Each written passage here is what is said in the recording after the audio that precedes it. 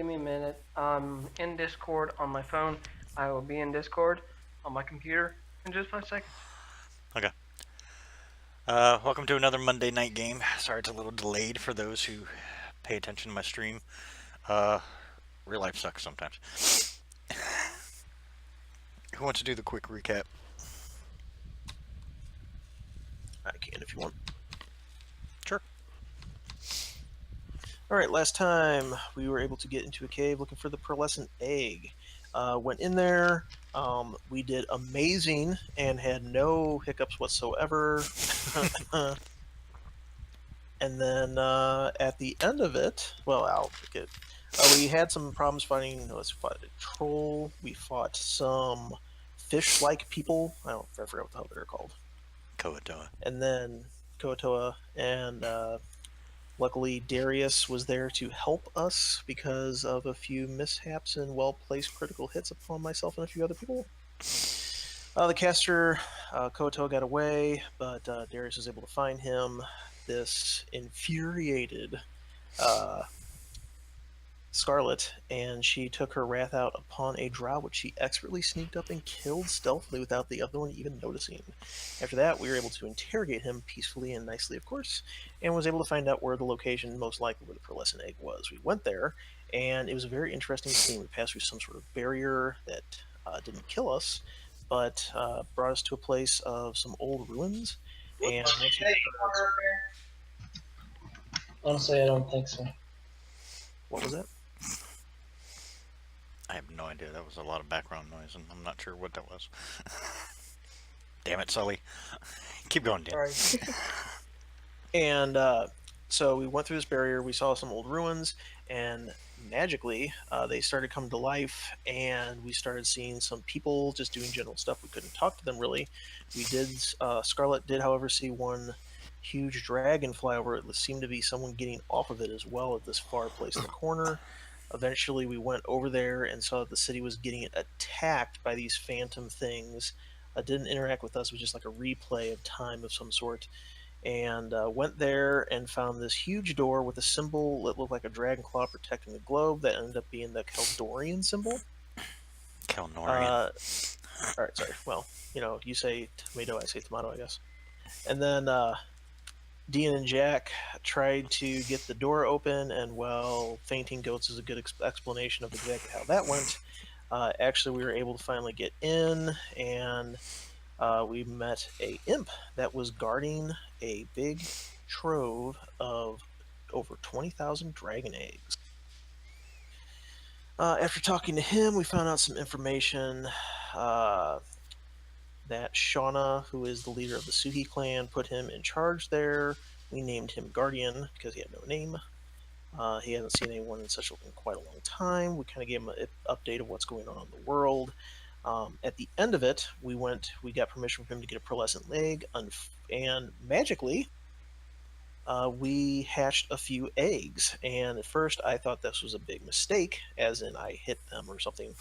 But it ended up being that they will select people that are chosen to be the. How do you say it again? Keldorian? Kelnorian. Yeah. And so we seem to have each got a different color dragon, young dragon.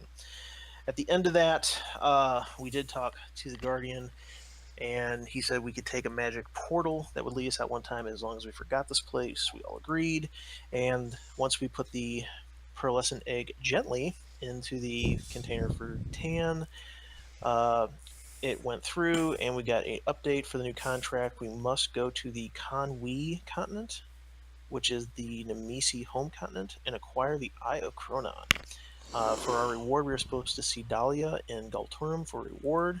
We took a teleportation door to Dahlia's shop and ended up in her storeroom. After a little bit of a surprise announcement, she saw who we were, told her who we were, and I showed her the dragon. As I'm aware of, that's where it ended at. Awesome. I try to make it short. As short as you could with the interruption. Oh, yeah, that's fine. It's just wrong.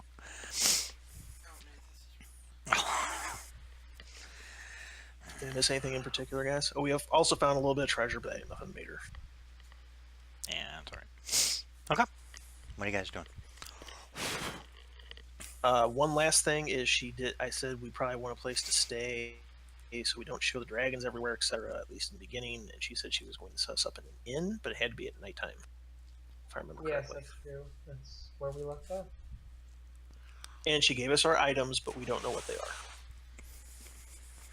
Like what they do. And that's it.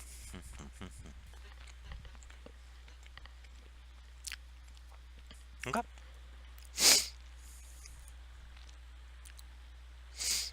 So again, I ask, what are you guys doing? I am getting Okay. to know Artemis. Like, you know, what he does. Getting to know Artemis, my baby dragon. Okay. It does take her a while. You hear, you know, her talking to various people throughout the day. She does have somebody come back who looks very confused but brings food.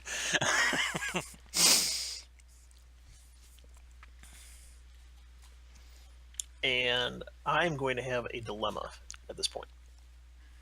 Okay. A, trying to figure out what I'm going to do with this dragon. And B, figuring out if this is a good thing or bad thing that the Malachi may use this for or against me.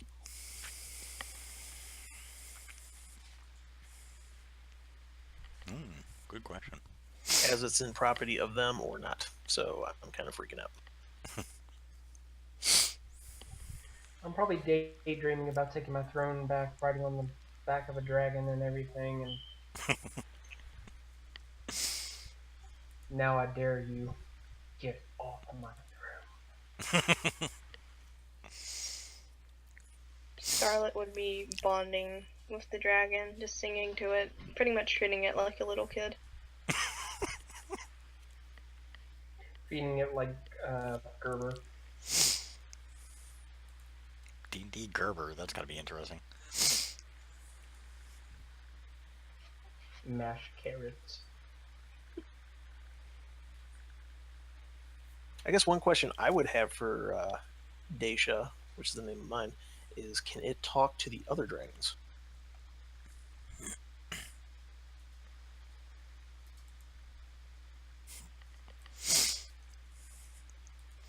Yes. Each of them will tell you. It's a little disjointed at first because they don't speak with their mouths, at least not yet. But it's all in a mind, all in your mind. So it's kind of a little weird for you guys because you're not used to it. Yeah. And right now it's not so much the words that they're using, it's more emotions right now. Picture it as they're kind of have to mature before that stuff comes out.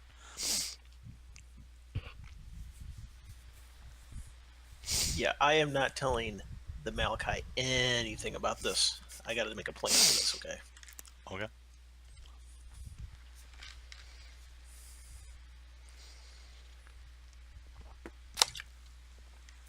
Remember, they're not too worried about it, just as long as you do what you need to do. Okay. I mean, yeah, that could be interesting for at least this world, but they're probably not going to be too focused on it right now. Yeah, with all the stuff that's going on. Yeah. Eventually, the night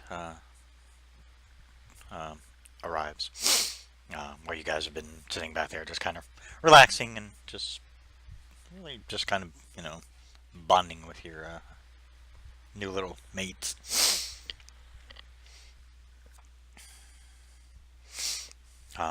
You hear footsteps approaching. The door opens. You see Dahlia. Sorry it took so long, guys. It is not a problem. Thank you for once again taking care of us, and then look down again at them. Well, I got to admit, part of me want to kind of shout it to the world because I think that would definitely make things a bit more interesting. But at the same time, I also understand the need for discretion and care due to the fact of what they represent. And what do they represent?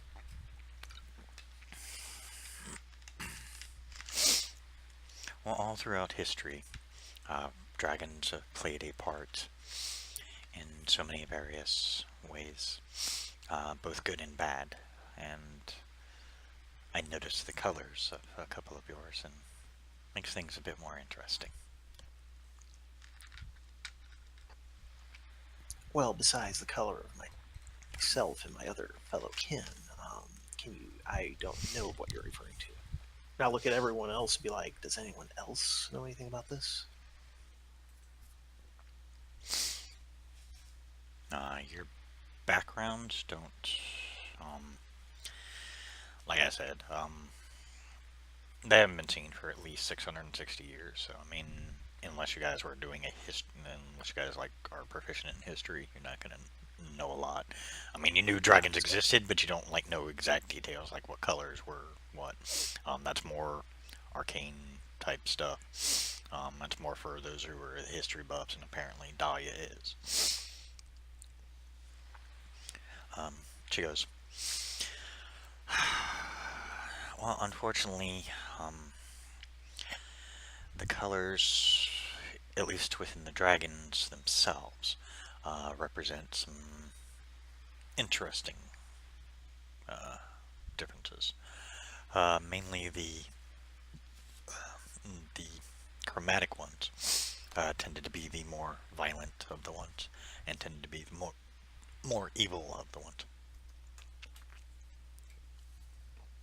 And which one are chromatics again? The copper one? No, that's metallic. Chromatics are, and she actually goes into detail. She goes red, blue, black, white, green. She says those are the ones that tended to be the more violent of the ones, the more evil ones.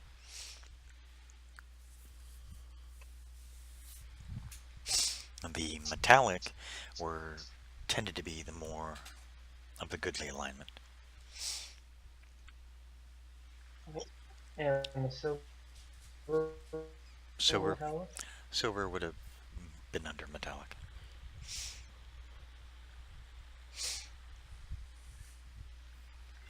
So silver is metallic? Yes. Yes. Okay, that was what I was trying to understand. I'm sorry. Yeah, I was writing that down, sorry. But that doesn't make them obviously prone to that then, correct? There are a lot of cases, from what I recall, there were some differences near the end of the Second Great War. Things changed a bit. A group calling themselves the Heroes of the Hearth ran around to kind of change some things. Their leader seemed to be able to, well, one of their individuals seemed to be able to have a conversation with several of the dragons from both sides, and it seemed like he seemed to make some headway with them.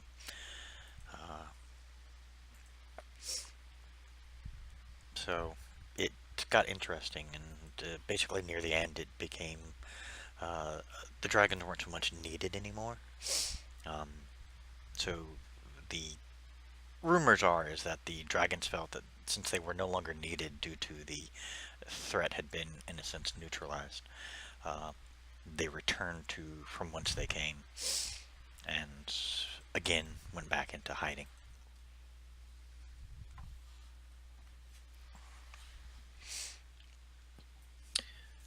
Well, Dahlia, thank you very much for the information.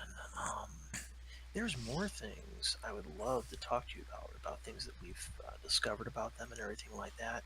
Possibly after we get settled in the inn, if you would like to do dinner in the room with me and I'll point over to the dragon. Daisha? Definitely love to learn more. All I have is what history books have written and what few tomes there were that specifically discuss them in general. I would definitely love to learn more. Let me work on getting you guys at least to the inn where I know you'll be safe. Sure. Give me a few more moments. I promise it won't take much longer. I have to figure out a way to sneak your 3 little ones buy things without much of an issue. Scarlet. How big are they? That's a good question, actually. I don't know how big a young dragon is, to be honest. I never really dealt with them much. Dragon's bigger than D&D. They're about the size of a puppy. At least the way I have them right now. So they're about dog size. You know, like a small puppy. Stick them in our backpack. We can stick them in our back. If you want to try that, I just don't know how they would react to it. I'm more trying to think of. I'm trying to think more of their comfort rather than anybody else's.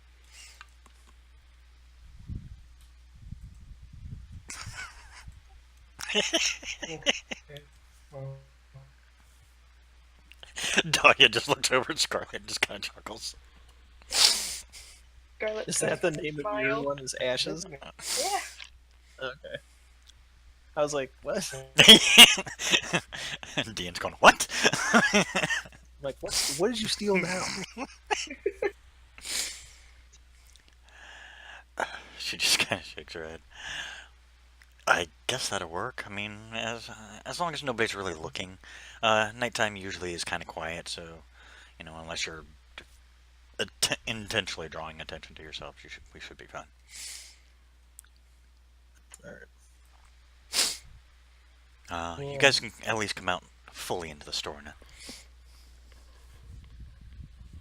Alright, head on up. Okay. As you walk out, you guys have only seen the storeroom so far. It's a pretty decent sized shop. I mean, it's not super huge, but I mean, it's. Trying to think of something everyone would know, but they all vary in size. So, it's about a medium sized store. It's, you know, it's not, like I said, it's not too large. It's only one level. She's got various little knickknacks and whatnot. You see everything has a label and everything has a, you know, a price on it. You can see, you know, she's closed the windows and whatnot. Alright, well, this is my shop. It's normally much brighter in here, but, due to everything else, I had to make sure that, if you guys had to wander around, nobody saw you. Well, we appreciate that. Thank you very much. The good news is the inn is right up the road. Let me go talk to them real quick. It should only take about a minute. Unless you guys can figure out a way to have your associates there stay as hidden as possible. Scarlet will look at the group. I vote on alleyways. Well, you know more about this than I do, so I will follow you.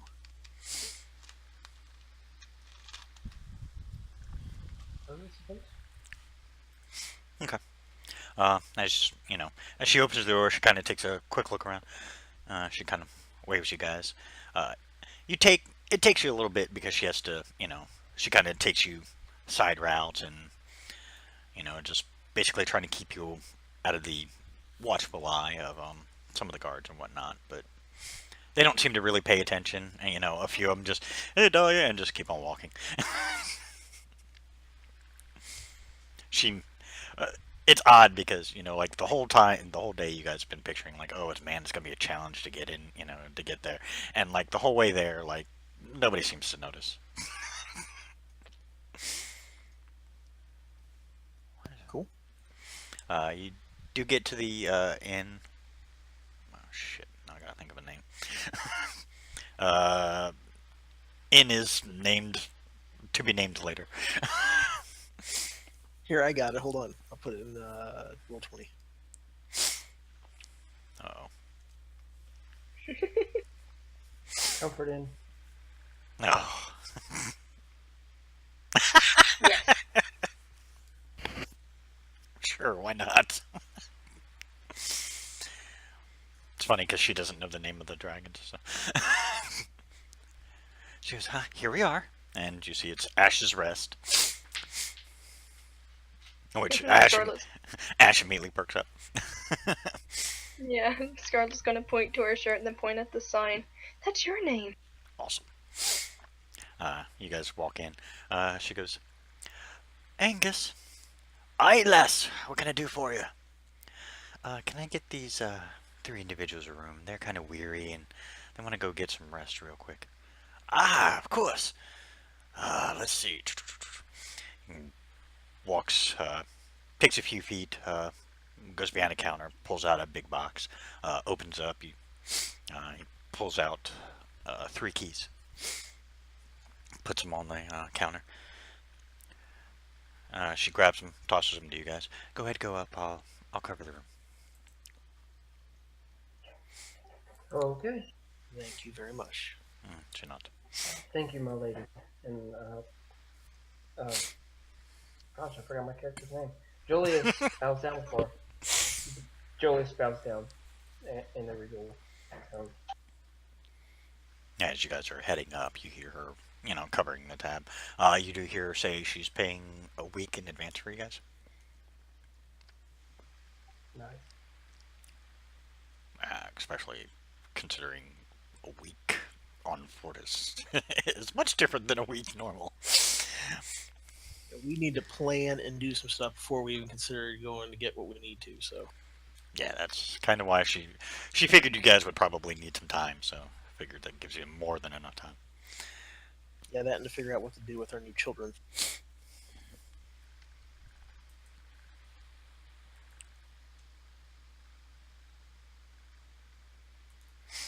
Everybody roll a D100 for me, just out of curiosity.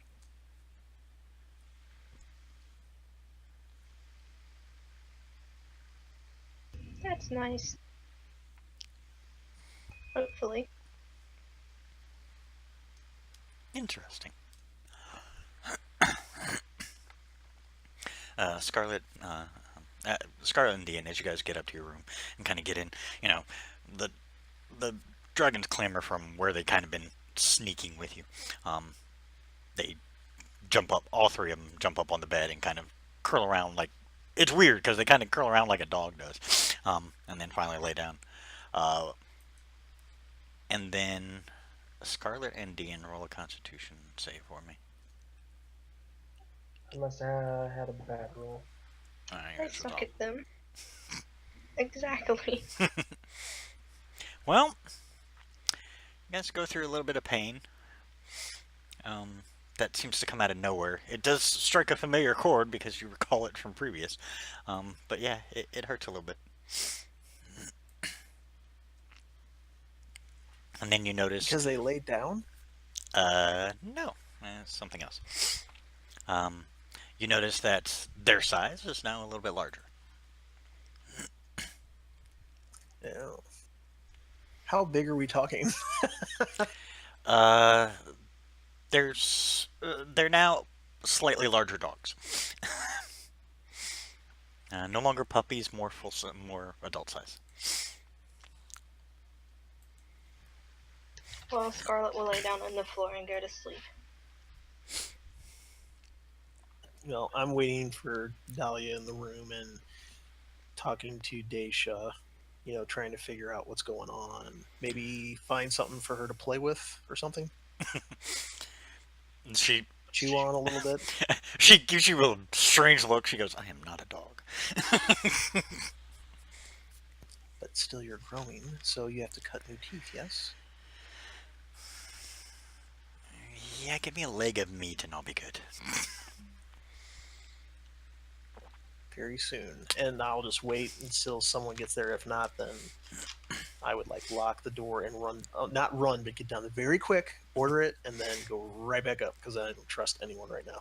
Yeah, if you, Dahlia does come up to each of your rooms briefly and at least let you know that if you guys need anything, you guys are welcome to go down there and order something to be delivered to the room. Angus is pretty decent about it, and he'll he'll have somebody bring some food up to your rooms.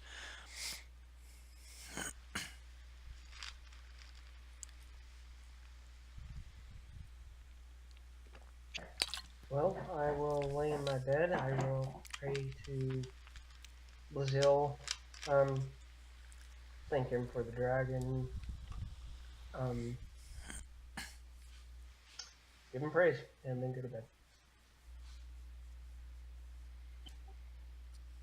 I think I could say it takes While some Dolly is in the room, I'm going to ask her a few questions. You want me to say it, or you want me to type it? No, I think since the other two are going to sleep, yeah, it's fine. We can say it. All right. So I'll ask her. So a few things we learned in this place. I'm not going to go into great detail because we made a deal not to reveal it yet. Okay? Not that I don't trust you, but we just met. Understood. I need to know what you know, or what you can find out, about the Keldorians, the Suhi, and the continent of Conwy, especially the Nemesi. As you say Oh, that, I must have a D in there. I'm sorry, my bad. it's fine. As you say, Missy, her eyes kind of narrow a bit, but I can tell you a little bit about the Nemesi. The Kalnorans, that one doesn't sound familiar to me. Conwy, I know a little bit about. Well, obviously, you know our mutual employer, I would assume. Never run across him, yes. Well, that is our next place of business. Interesting. Well, I can tell you that Conwy is. It's pretty much a history lesson. Is basically what will happen. I'll make it as brief as possible. The world was created. It was a paradise. The races lived together in relative harmony until Kronans and his forces arrived. Kronans is a god of chaos, is a god of destruction. He saw the paradise and didn't like it, and he wanted it gone.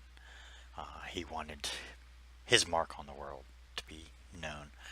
So what he did was he called forth his legion, and they caused chaos amongst the world. His legion were the Nemesi themselves.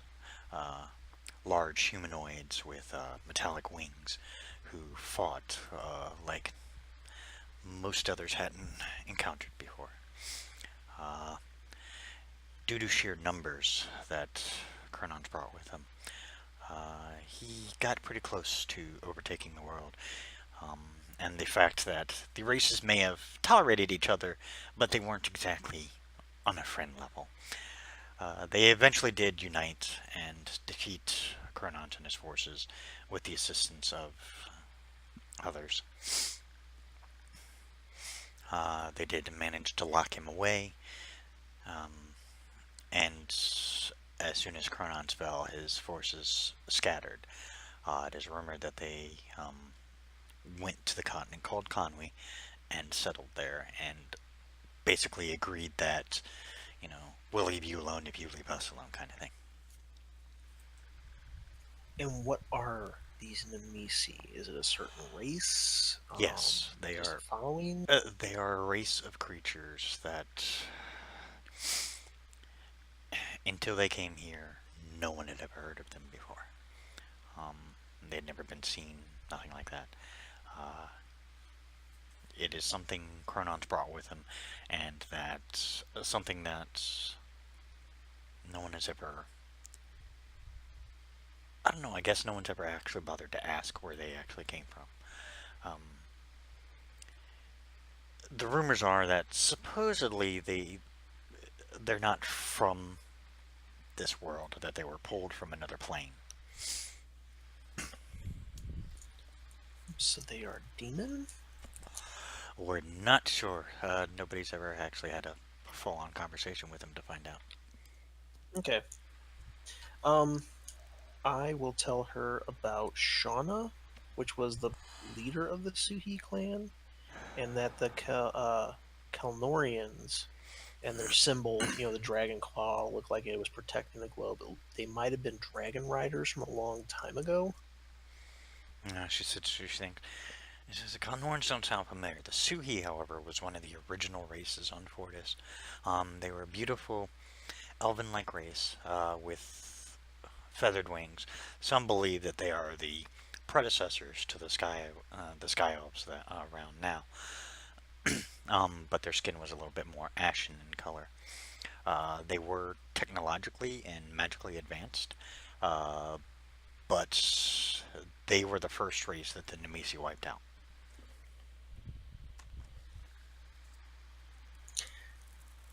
I'm sure in your place of business and your line of work, you've heard some crazy stories before, right?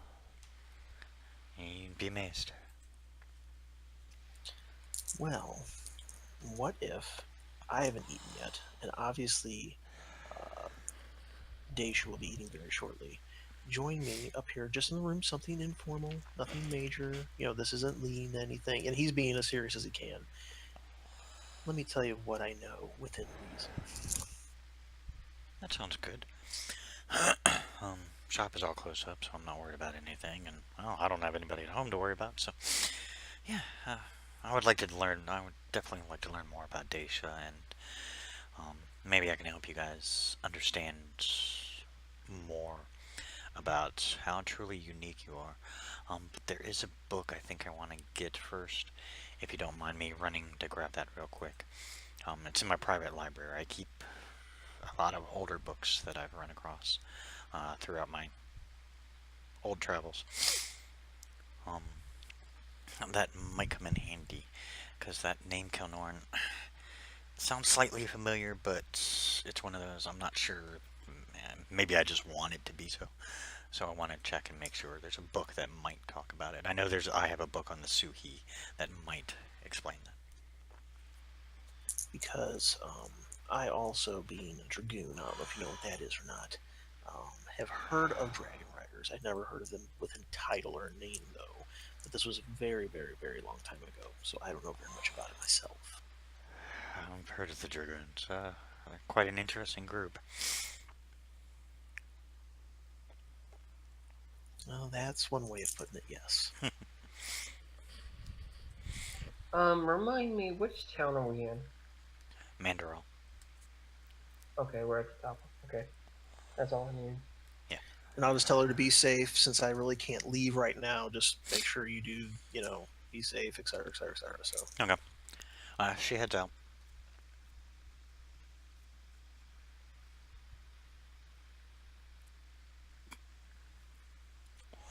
Okay. He's watching me play D&D. Whatever. He doesn't know what it is, so I'm trying to fill him gotcha. in, sort of. She steps out for a little while. Comes back short time later. You're gonna knock at your door, dude. I will open it, but sword or the trident to the back kind of scenario, You see it's dying. just in case. Okay, that's fine. Don't worry, Angus won't disturb you. He tends to leave his patrons alone. Unless they specifically request him, he won't bother anybody, and he makes sure that his patrons are not bothered by anybody else. He runs a pretty decent place here. Well, it's not myself I'm worried about. I'm worried about Daisha, since, well, I'm a father now in sorts. Well, I guess you could kind of put it that way. You see she's holding a rather large tome. It looks pretty old. She steps in. She walks over And I'll get food for her, and while she was gone, we want to get food for her as well as Daisha. Okay. As soon as you bring up the food, Daisha is all over it. Daisha's your dragon, right? Yes. Yes. Making sure. So Daisha is his, Ashes is hers, and Artemis is mine. Correct. Okay. She sits down. She kind of carefully flips open to like the first couple of pages, and she looks.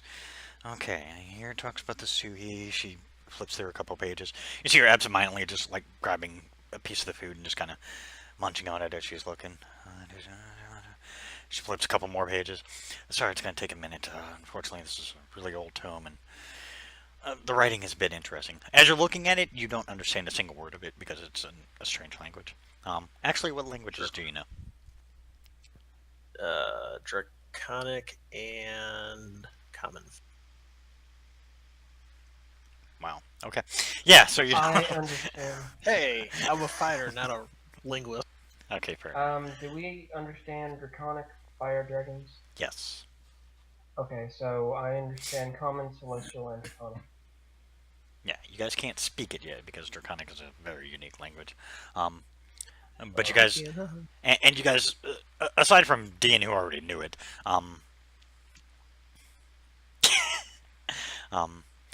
but you guys haven't learned that you know Draconic yet. It's one of those that the dragons aren't going to tell you. They're going to let you find stuff out for yourselves because they're twisted like that.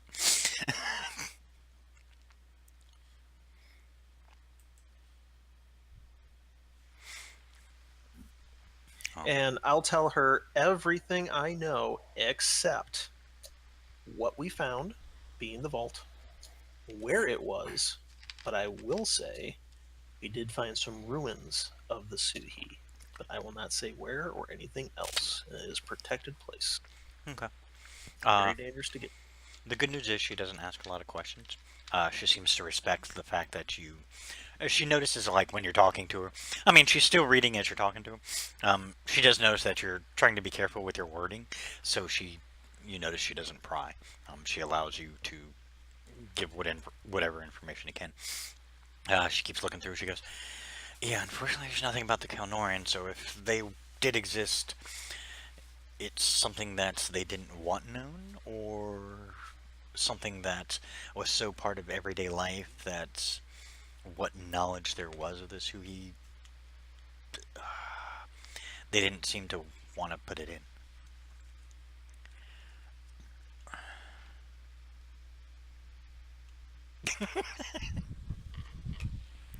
Well, I'll tell her in the town or in the ruins we saw, and what we saw. With the images and etc. We did see that the Keldorans. So obviously, are the Keldorans? I don't know why I keep saying Keldorans. That obviously it was something there, but at the same time, once again, you could be correct. Your guess is as good as mine. I'm just telling her all the information I know. Obviously, minus the few parts I said I'm not telling her. Mm-hmm. Okay. Yeah, she goes, unfortunately, there's nothing about him, so that one I can't help you with. It does say here the Suhi were very advanced, but even with as far advanced they were, both magically and technologically, they just were no match for sheer numbers. They were not expecting the kind of ferocity that the Nemesi brought with them when they came. Not a lot is truly known about the Nemesi. I mean, it took practically the entire world to unite against them before they finally stopped their advancement and agreed to a ceasefire of sorts. No one's sure if it's because of Chronons or if it's just because that's their nature, but no one ever really got into details with the Nemesi or, tried to learn more about them. And the few people who have never wrote about it for whatever reason, or just never returned, kind of thing. Last I checked,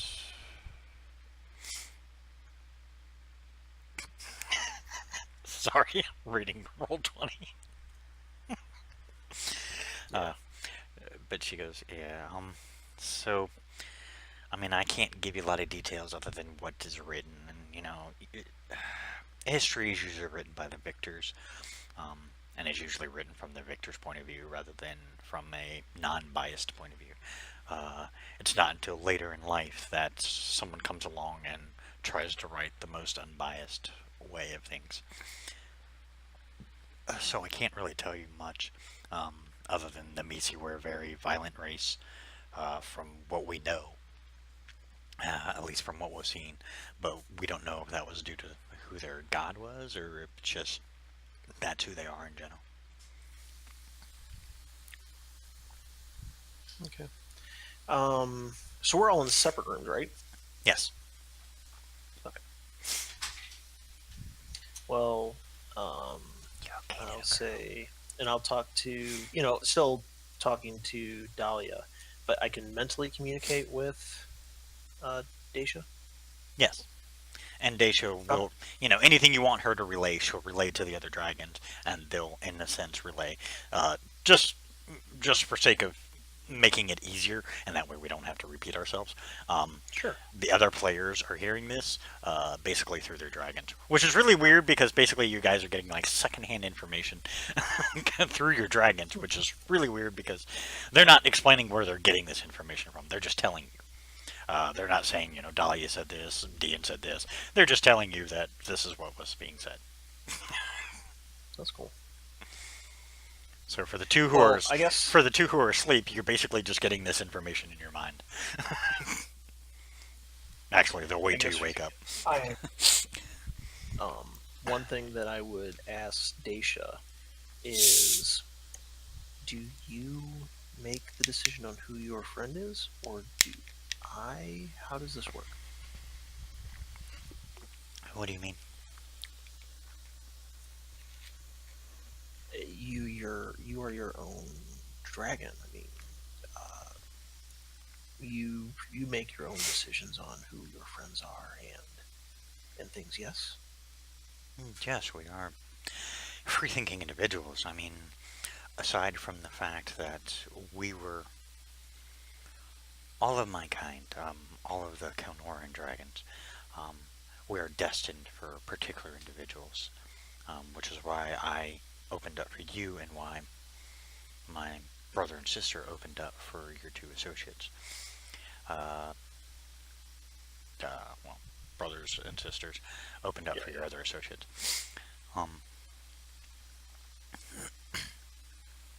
Do you know anything about the Kelnorians that we don't know? The one thing I can recall through memories that are not my own is that with time, more will be unlocked. It's kind of a learning process for both of us. We are, from what I'm able to ascertain, we are born with the genetic memory of our ancestors, but it is on a the best way to put it is on a ladder process. Every time we take another step forward is when more becomes unlocked. And that's what happened in the bedroom just a little bit ago. Yes and no. Those will be larger memory blocks unlocked. Like now, myself and I think Ashes is female. Myself and Yes, it is. Yeah, myself and my sister can now make it easier for you to be able to walk around with us without it drawing attention. We can now use our innate ability to transform us into a much easier thing to walk around with. More common, let's say. Yes. Well, whatever you need from me. I don't know exactly what the original Kelorians did, but you are a free individual. You tell me what I can help you with, and we will work together. I do not look at this as any other way or form of anything to that effect.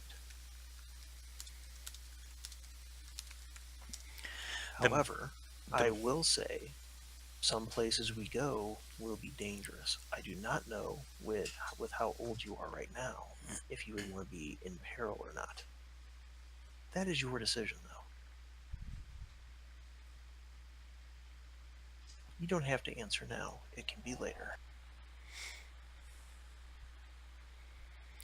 Well, because of what we are and because of our bond to you and your associates, we will be going into perils with you. The one thing, Such a young age. the one thing I can tell you. Well, I mean, the good news is, It's not that I doubt you.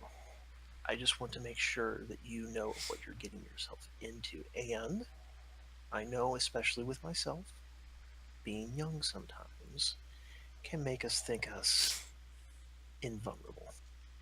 no, don't misunderstand. I am fully aware of how easily I can be killed if it comes to it.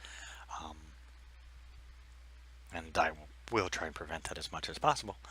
Um, but due to our bond uh,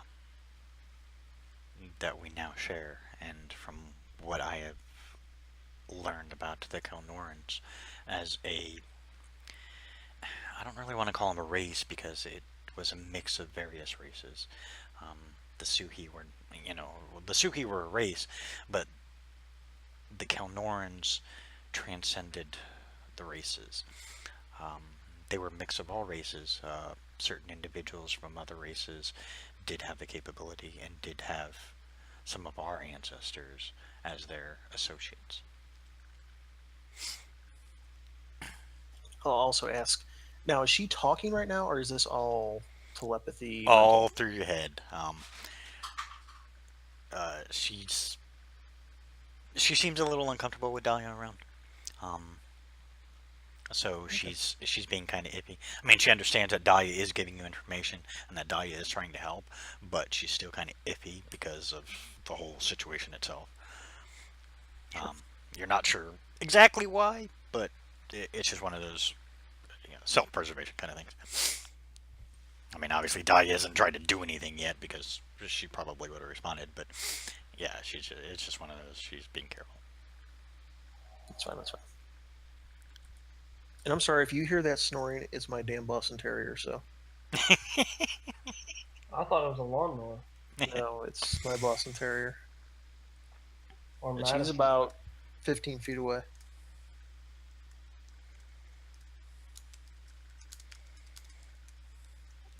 I suppose that since we're all feeding our dragon, I will go and get.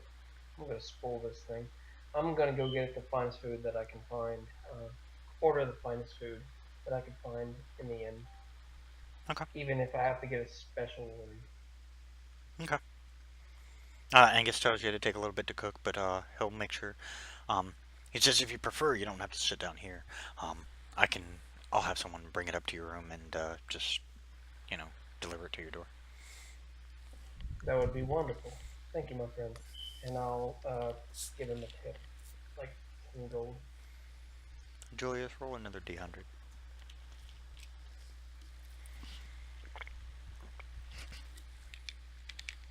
Yes, sir. There we go. Yours was a little delayed because I think you got yours. You were one of the last ones to get yours, anyways. Okay, that'll work. As you're heading back up the stairs, roll a Constitution save. Please fall down the stairs.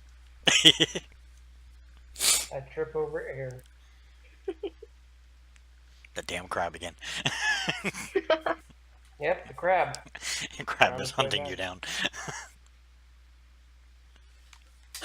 Turns out it's my final boss.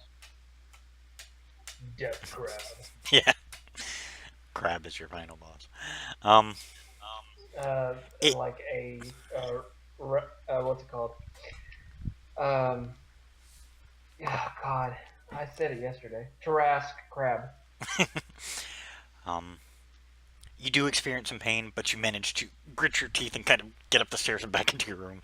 And as you walk back in your room, your dragon has grown in size a little bit. It is now, for the best intents purposes, and you guys can look it up if you really want, but picture your dragon's now about the size of a Labrador. A Boston Terrier. Oh, damn. No, they Hey. Do they snore like mine? when they sleep, yeah. Nice. So glad I have advantage.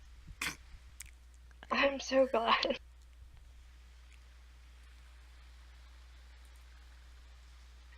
What? I'm stealing food. You stole my food? I'm stealing food, not your food. Oh, and she Oh, lucks okay. out.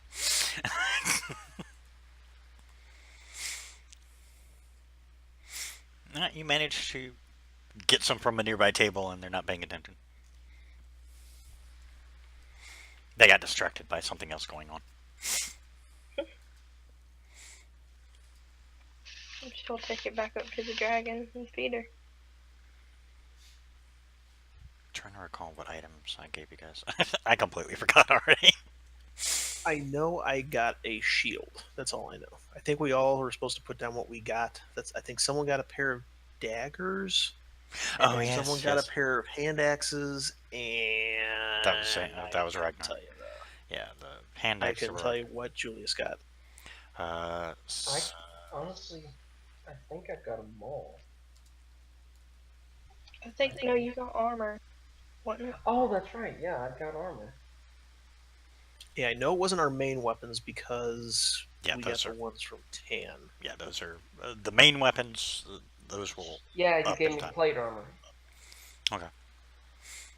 Yeah, it's But not you rushed, didn't but tell I me what mainly it want to did. make sure we get some healing potions, some extra, because of the mishap I had personally in the last one. And, like I said, give her the 700 gold for kindness / hush money and stuff like that. Yes, Scarlet. It was 12 daggers. Very specific. I'm glad you remembered. Yeah, I can't remember. Like I said, I didn't write that part down, so. That's fine. For each individual person, I would hope that you guys at least write down your stuff. I wrote down mine, yes, but not. Yes. I didn't write down everyone else's. Yeah, I got plate armor, but I don't think you told me what it did. Yeah, no one does. She explained to you that your shield, she says, when you're using it, anytime you fight a creature while wielding the shield, the next time you fight a creature of that type, you will have, this is kind of out of your knowledge, but you will have advantage on your attacks against any creature of that type. So, like, if you're fighting a human and then you go to fight another human, you'll have advantage against humans. So on and so forth. It's called a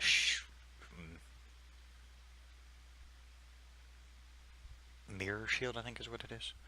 It's a magical item. I can't remember exactly what it was. I'll have to find it and get you guys the information. That's fine. The daggers is a unique one. She explains to you, Dean, and she goes, you can let your associate know. I'm pretty sure she seemed kind of tuckered out, so I'm sure she probably went to sleep. Oh, I'm sure she's feeding the ashes right now. And playing with it intently. She goes, the daggers are elemental daggers. Each one represents a different element. They are also specifically designed to return to the wielder of that belt. That's why I gave it to her. And these were items that Tan specifically told me to give to you guys, so I'm just relaying what he told me to give you. He only gave me some brief information on it. He said, basically, the rest you guys will have to learn on your own, but this should be enough to deal with. The armor, however, will give your older gentleman there a bit more hardiness. Hardiness? Steven, shut up. The best way to say out of character, it's the best way to say it basically makes you a little tougher to hit. It also makes you immune to being snared by crabs in water. Yeah. So you may keep yourself upright. Very good. No. This will come in handy. Adamantine boots. So the crab can't grab you. That vicious crab, man. We do not speak of this crab. I mean, are you guys really hearing this dog snort right now? I mean, I can shut her up. Do you hear that? Occasionally. Oh, yeah. Only when you're talking, but it's hilarious. I find it funny. I mean, I'm a dog person, so. Okay, as long as it's not bothering you, that's all. Oh, no, It no. sounds like a zombie behind me. Kinda. My Doberman snores, so. Yeah, I remember Chris's that. Boston Happy Terrier used to snore is so sitting loud. snoring in the So background. does Remy. It's all yours. I haven't been around Remy. Except Yeah. a few times. I never seen him sleep. But anyway.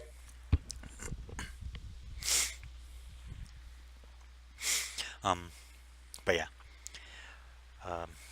She goes, yeah, that's about all I can tell you for now.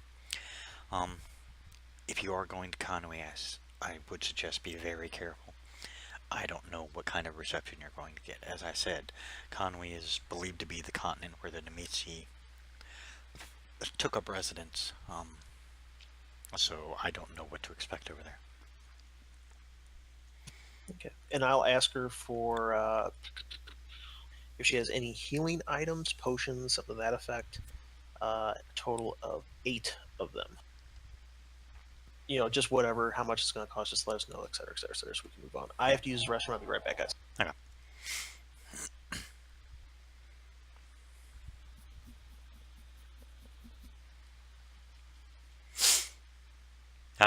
Scarlet, Ashes plays with you. Enjoys it. You notice, like when Ashes goes to like bite, Ashes is very careful. Doesn't try and go too far, and is very careful also with her weight, and her claws, because they are sharp. And Scarlet will just smile. Probably, yeah, they're probably making a lot of noise. Julius, you're laying there. Actually, roll a perception check for me. Oh boy. Is my dragon trying to help another dragon? No, but you said Oh yeah, I've seen it all. no, but you said you're asleep. So, yeah, unfortunately, you are awoken to the sounds of what sound like a battle going on in the next room. What in Brazil's name? I get up out of my bed and I will go and tap on her door. Are you okay in there? Scarlet will stop and open the door, probably out of breath. Yeah, I'm fine. What's up? What on earth? Well, what on Fortis are you doing? She looks and kind of whispers, I'm playing with my dragon. Go away. Sounds like you're having a fierce battle with an army in here. Please be more quiet. I'm trying to get my beauty sleep. What little of it I can. She shakes her head. I promise nothing. Ah, if only I knew the signs. I'll take my staff and bop her on the head. Just be more quiet here. She'll rub her head and she'll look at him. Make me.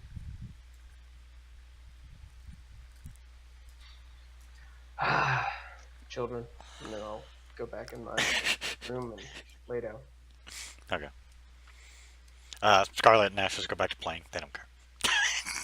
Because Ashes sure as hell doesn't. Dean, from the next room, here it sounds like wrestling going on. They're kind of loud. Yeah, almost a little too much. It kind of gets you worried a little bit. You hear for a brief moment it stop a little bit of discussion going on. It sounds like Julius and Scarlet having a conversation, and then you hear them go back to. Then it sounds like what Scarlet is going back to, more than likely playing with her dragon. I'll just look over at Daisha and be like, I'm assuming each one of you has its own personality, yes? Mm-hmm. We also tend to develop traits our companions tend to have. So Ashes will tend to be more like Scarlet than Scarlet will be like Ashes. It's kind of interesting. And I'll just kind of pause and go, so that means, never mind. And I'll just, and the only thing I'm thinking of is the whole door thing. We're gonna paralyze the doors too. Great, this is a match made in heaven. One of those. It's weird because in your mind, you suddenly have an image of her just kind of just chuckling as you're standing there frozen, trying to open a door. I'll look at her and be like, "Do you see this? Don't pick up this trait. Don't ask." I already know. But I will. So she said she can change into something that isn't more noticeable. Is she? So I'll try and get more information on this. So, like, is she going to shape shift into something, or invisible? It's something like that. The way the way Daisha explained it to you is that it's it's an odd version of a, well, she explains that dragons have always been innately more powerful in the magical field. Um, that it is believed that the dragons were born of magic itself. Um, so they always have been more magically inclined. She says she has the ability, in a sense, to polymorph, which she explains is kind of a high level spell, but it's something that the dragon, at least these particular dragons, can do. Um, and it was apparently taught at a very early age, back during the original times of the Kelnorns, in order to better blend in before the Kelnorns finally made their true emergence into the world. Can she control what she transforms into? Yeah. Well, she explained to you whatever you want her to turn into. If you want her to turn into a dog, she can And turn as into a soon dog. as she says that, I will just put my hand up and say, remember, you are your own free person. You decide what you want to transform to, not me. Yeah, I'm trying to figure out something that would be easier blendable. Well, you've seen Dahlia. You've seen, the people, and I'll explain a few people I've seen on the way. Anything to that effect would be good. Whatever you feel comfortable with. If you can't do do- get into something human, Yeah, can't then do. humanoid, I would gladly go get you clothing, etc. We would have you walking around, obviously, naked. She goes, unfortunately, can't do humanoid shapes yet. It's specifically the way it's set up is it's a weird way. Specifically, I can do animals for now. I have a feeling when I get older, I'll be able to do humanoid shapes, but for now, it's just animal shapes. So I think I'll probably just when you have to go out into public. And that way I can help keep an eye on you, and my brothers and sister will probably do the same. We'll probably just turn into dogs, so we'll probably just look like dogs with you. Okay.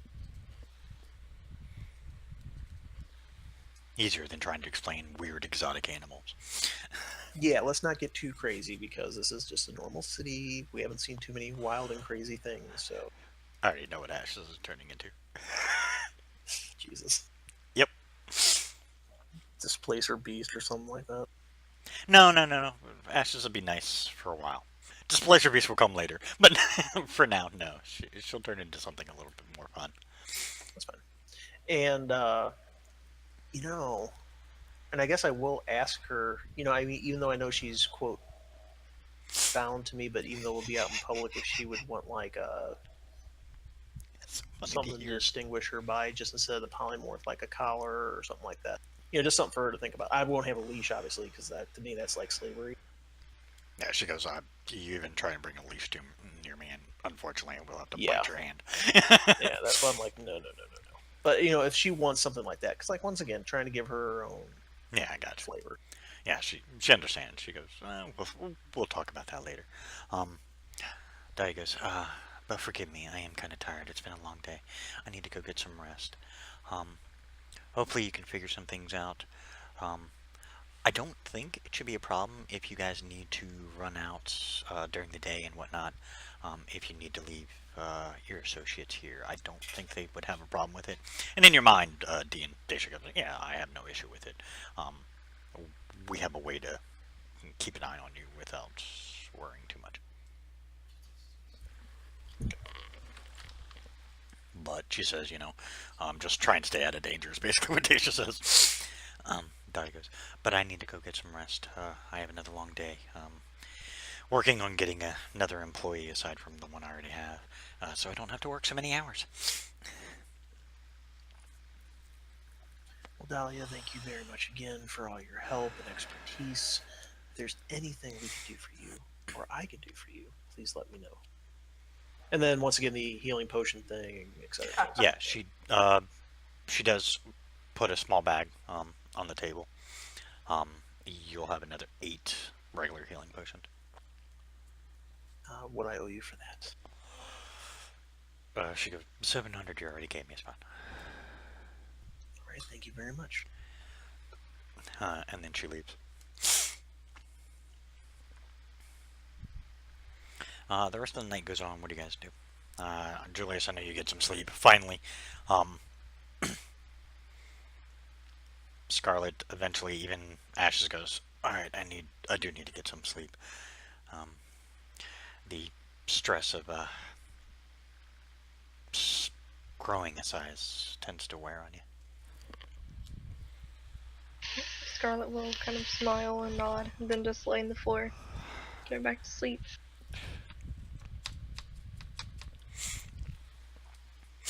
All right, we'll say the rest of the night goes on. You guys all get your rest, so that way you guys have your long Yeah, I'll rest. let Daisha sleep in the bed, and I will just sleep in a chair. Okay. I'll have Artemis sleeping beside me on the bed. Okay. If there's any room. Oh yeah, he makes room.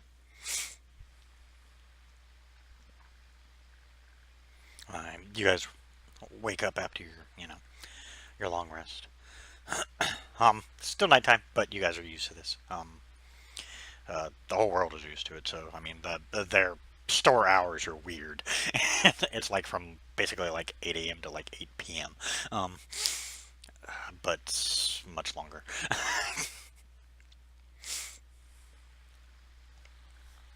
They don't really have like hours and minutes because I'm not breaking it down that much.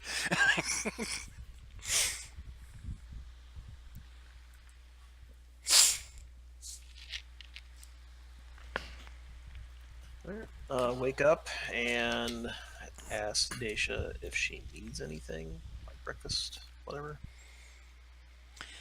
Could definitely use some food. I'm a little hungry. Is there anything she prefers over others that she can remember? She says, technically, I prefer to hunt my own food, but I understand it due to certain situations. Probably not a good idea. Maybe when we're out wandering around, I'll do that. But for now, while we're in towns, we'll deal with food from, cooked places. Well, maybe once we're on the street in your new form, we can get you something more live, if you know what I mean. You see her kind of stretch, kind of like a cat does, and as she stretches, she shakes, and her form physically alters. It's kind of neat to watch because it goes from like her head all the way back to like her tail, and she turned into yeah, why not? Hers turned into a lab. So you see a black lab. She goes, there we go. Now we can move around. I'll let the others know. Thank you. And actually, are pets allowed in inns? Some inns are questionable about it. Others not so much. You're not sure about this one. Daya didn't say, but you gather from the fact that she brought you here. She probably had an idea that the possibility that maybe they can alter themselves, or that you'd be keeping them in the room wouldn't be an issue. Okay.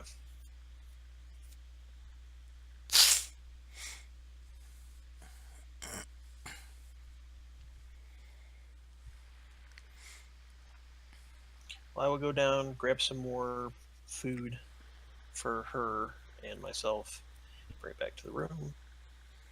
Okay. Julius, as you wake up, you are no longer laying next to your dragon. It is now... I don't know, some kind of dog. I haven't... I didn't think warthog. Oh, that would be hilarious. I'll write it like Crash Bandicoot. Oh. Scarlet, however, you wake up next to a panther. Awesome. Oh boy. Sorry, I'm also a huge Tritz fan, so, a panther just was immediately what I thought of with Ashes. Scarlet will look down at the big cat, say, Ashes? You hear in your head, yep. We now have the ability to take on animal form, so that way if you want to wander around the town, it's less of a problem. They're more tolerating of people who have pets than people walking around with dragons. She's instantly going to hug the kitty and start petting. despite Ash's want, she starts purring. She smiles and then looks down at Ashes. Do Oh, you yeah. need any food? All you hear is damn animal forms. Yes, I could use some food. If you want to go down and get it, I think probably better I stay up here rather than scare the crap out of the patrons. She nods. She'll go steal some food again, hopefully. Buy it this time. You hear as you're walking out the door. She's just gonna mumble an okay. Julius, yours also says he's hungry. Okay. I was gonna say before, if it's okay with you, DM, before everyone gets up, I would like to make a big feast, if possible, for the group and our companions, Okay, that's fine. because that would be Julius's thing. Sure. I'm not going to stop you.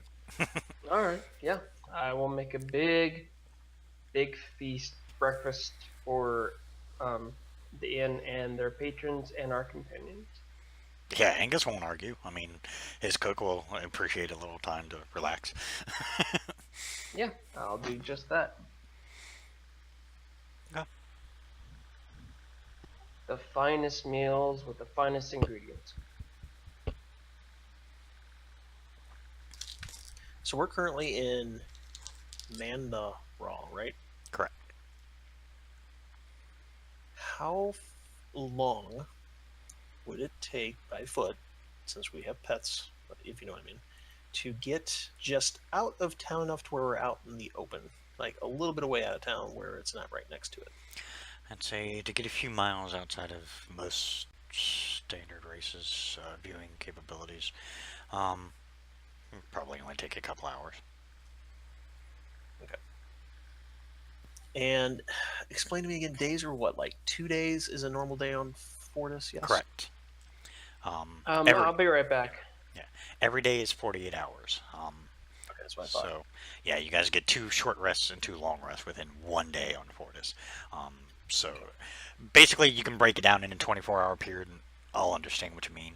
So, like, if you go, hey, it's, so, like, when I use times, like, it would be equal to about 7 o'clock or whatever. It's my best, I'm trying to give you guys a general image of what the sky is going to look like, stuff like that. All right. Well, once we get Start back with- for the feast and all this other stuff, I'll make a suggestion that maybe today, I guess is the way to put it, right before dawn up, we should go out of town a little bit and let our new associates do what they're supposed to do. Because if we keep, I'll say it in my voice, because if we keep feeding them, I don't think it would happen, but I hate for them to lose their natural innate abilities of hunting. That would be wise. Scarlet will nod. Maybe up this way towards the coast, perhaps? And then come back at nightfall? Does that sound good to you?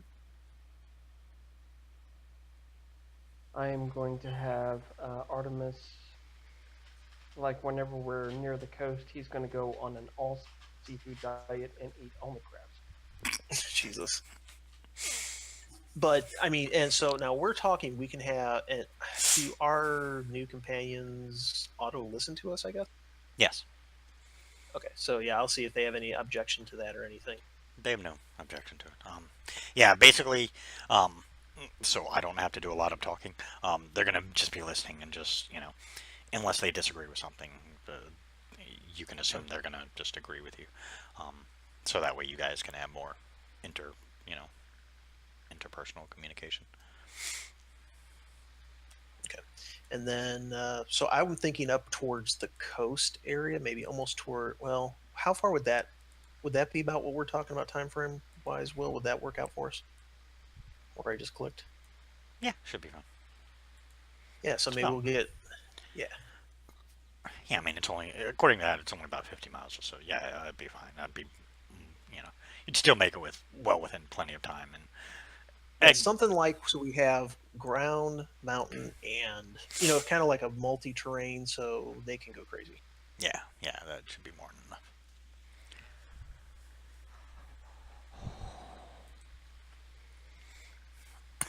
And that's my plan for the day. And also send Dahlia just a note or something, a letter or whatever, just telling her what we're planning on doing, just so she knows. So she comes back, it's not like we're magically gone. Okay. Yeah, because the way I look at it, guys, we need to get things tied up here because we don't have a time contract or time crunch on getting this Eye of Chronons.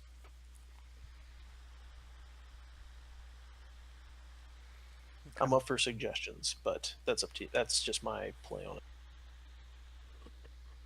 So what? Especially since our new friends grew pretty quickly the first time, it would be better if they would grow up more before we would even consider going to this Nisi place. They Oh do. shit!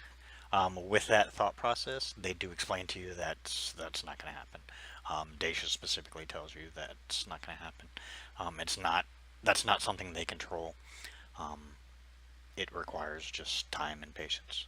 Well, that's fine. But I figure once again, for us to get everyone to get used to each other, and once again, and the thing I just thought of, we need to get a note back to the captain to get the ship over here, because I have no idea.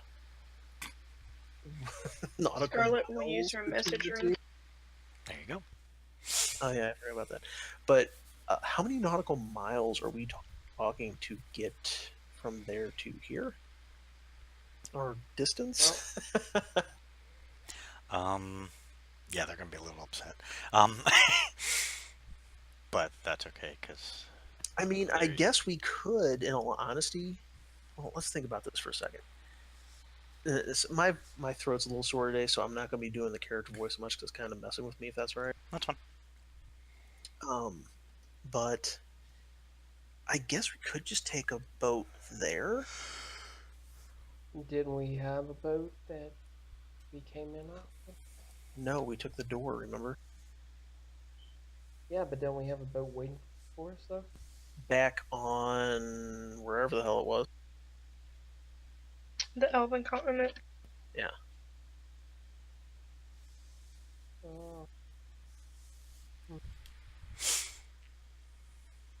I'd really rather be the captain, though, because I don't want to, How long would it take, Will, for just a charter boat to go from point A to point B? From Mandaral to Conwy. Oh, no, not Conwy. Not Conwy. Back to where the captain is. Oh, to get all the way there, that would take you. Standard charter boat would probably take about 3 weeks or so.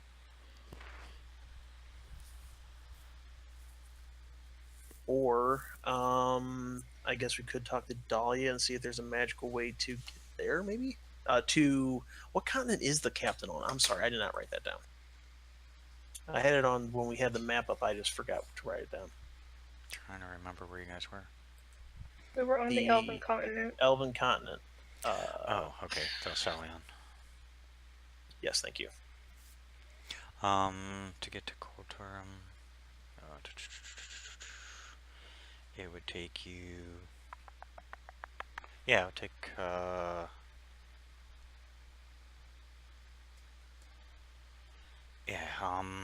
Take about 3 weeks for you to get to Thelsalion, or 2 weeks for them to get back to you, because they're a little faster boat. But yeah, you could do it.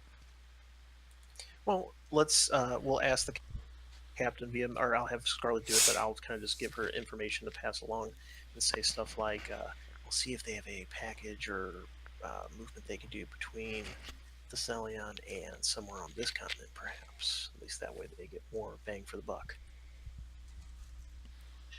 And Scarlet will message the captain and tell her that for him. Say that Mandahal or Himgrim. Jesus, I cannot speak today. Letters and myself are not getting along. Hooked on Phonics failed me, obviously.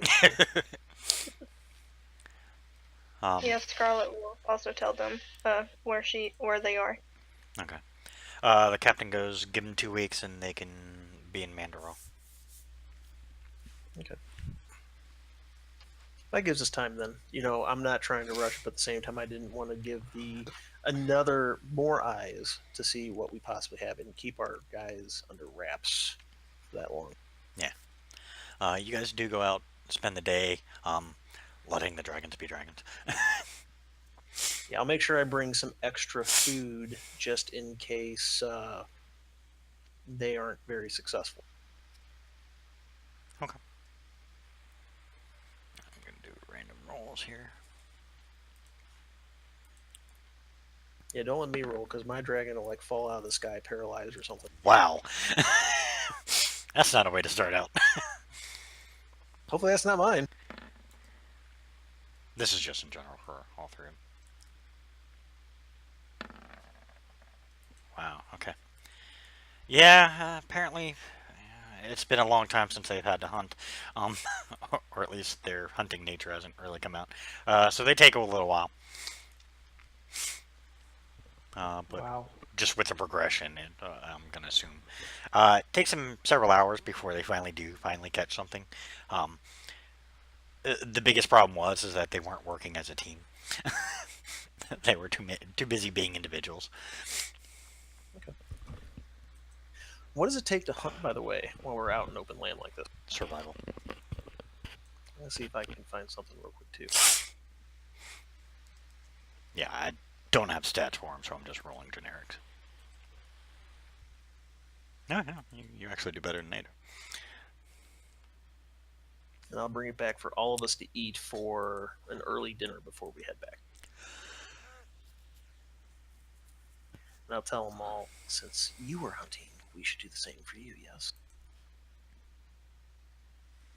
Sure. They're not going to argue.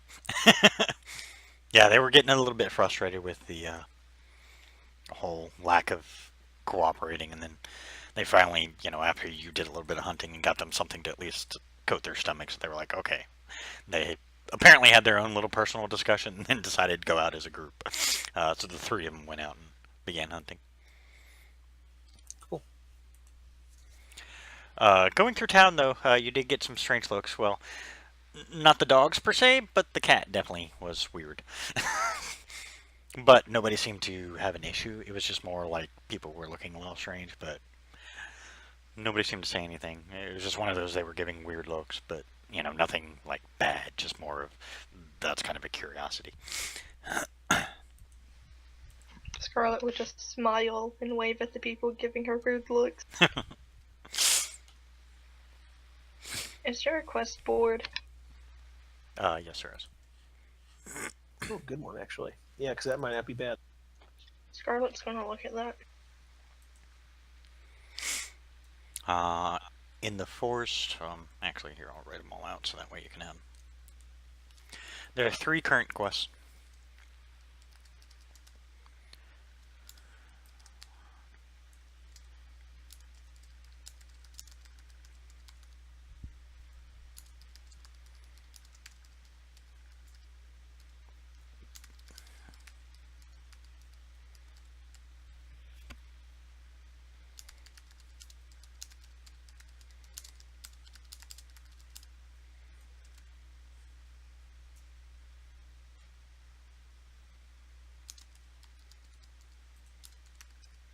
Got quiet.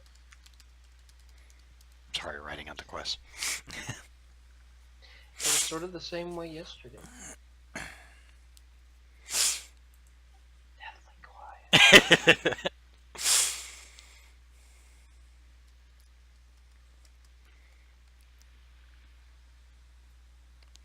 You guys can have discussion while I do this. I'm just joking. Okay. So once again, I'm just not going to talk in character anymore, Mike, so my voice is killing me, so I'm not doing that. Basically, I'll say, do you guys plan on showing your dragons your skills, per se? I plan on doing it myself. I thought about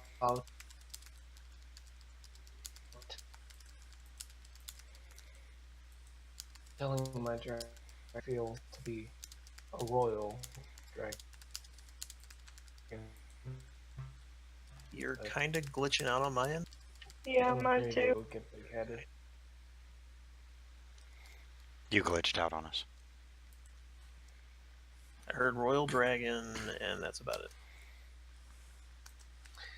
I had a red voice-connected bar on Discord for some reason. Oh, it does that every so often. It's just the server. Yeah. I can't do anything about it. Even if I changed it, it would still do that. Anyway, I thought about telling my dragon it's my family name and and wondered how it would feel to be a royal dragon, but I'm afraid it would get big-headed, like I once was. Well, I can read your thoughts though. So Yes. You That have is learned. You have learned that your dragons will. They are constantly keeping an eye on your thoughts and stuff. So even if you don't say it, they do respond within your mind. But in order for the DM to know, and so the dragon can react, you will have to at least tell me in one way, shape, or form. But yes, they do tend to read your minds. Scarlet will look down at the cat and kind of pet it. Well, I was planning to teach it how to steal, but teaching a panther how to steal would be quite hard. Okay. So what will we do after this? When will we be able to go after this Eye of Chronons? well, we have at least a 2-week wait for the captain to get here with our ship. After that, then we will decide. But I'm thinking Scarlet had an amazing idea for us to do a little quest for, I don't know, how would you want to call it?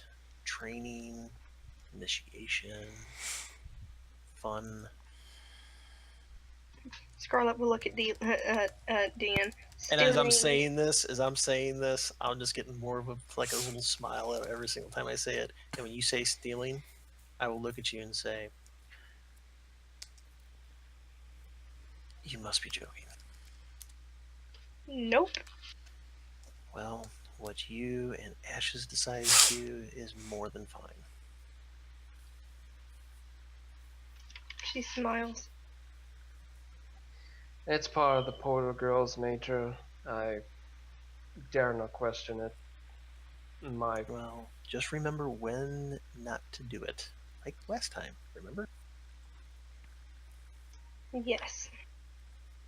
I'm sure you've done it since then, but you haven't been caught, so obviously you're getting better at it. So I'm not your keeper, so do what you wish, but just remember, everything has a risk. But that's the fun of it as well, I'm sure. She nods. Yes.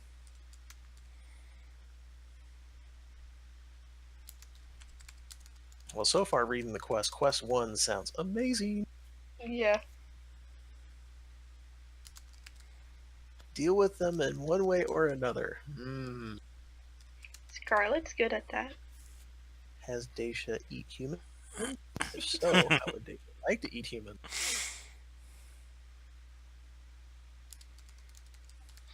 Make a bloodthirsty dragon. Well, I mean, but think about this though. I mean, if we are supposed to possibly ride these into battle, or they will be, they have a bond with us, plain and simple. We're going to have combat. So at some point, they're going to have to see at least a little something, and then go from there.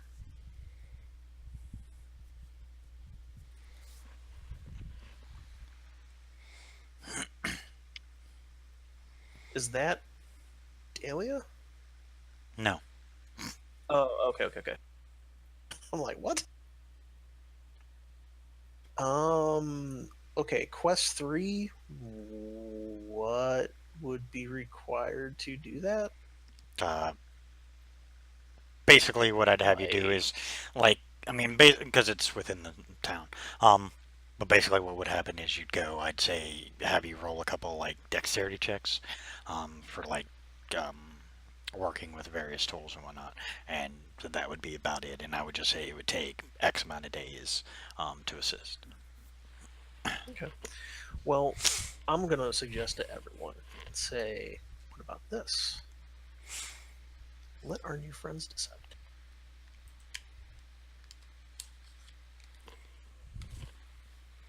Scarlet will nod. They're part of the Indeed. team now. Why not let them decide? You dicks! I hate you both. I hate you all. Well, no, I'm being honest. I mean, that's the way I would consider it. Now, Fair if I enough. had to choose one, if my dragon's going to do what I would do, Quest 1 is like hitting home big time. 1 or 2 would be fine with them. 3 they really can't assist with. Right.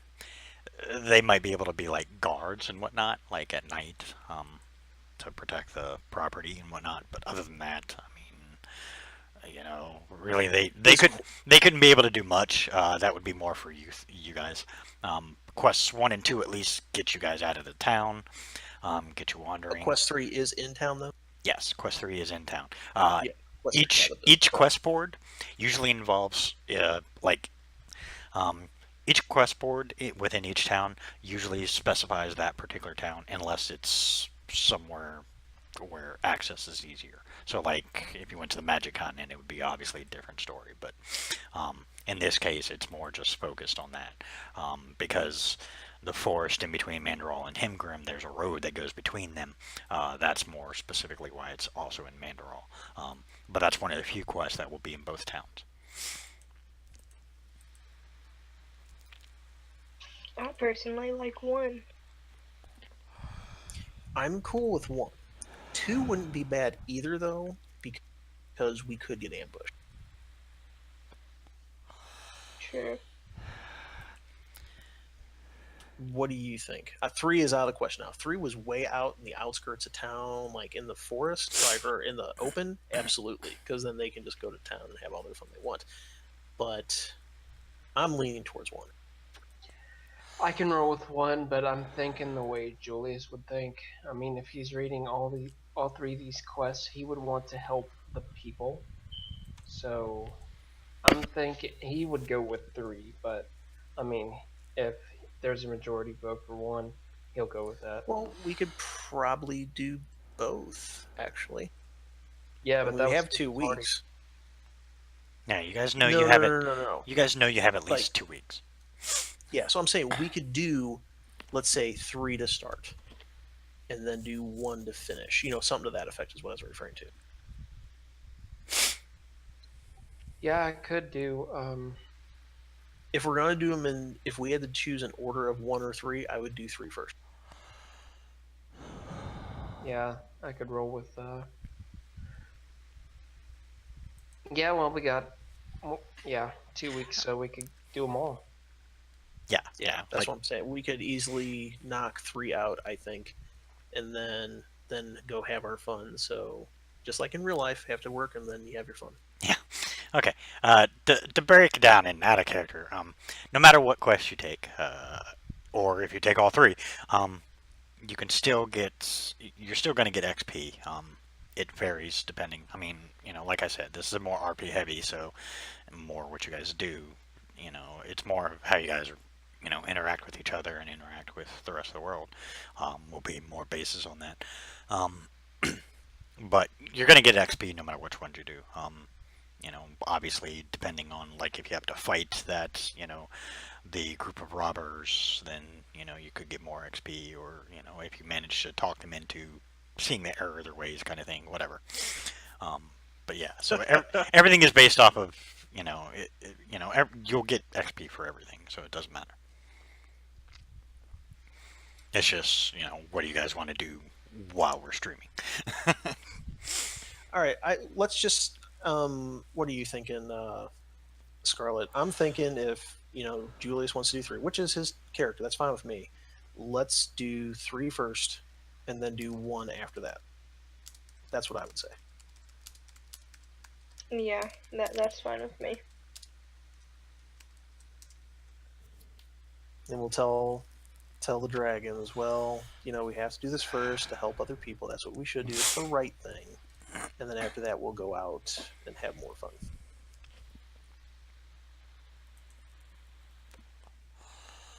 All right, let's do it.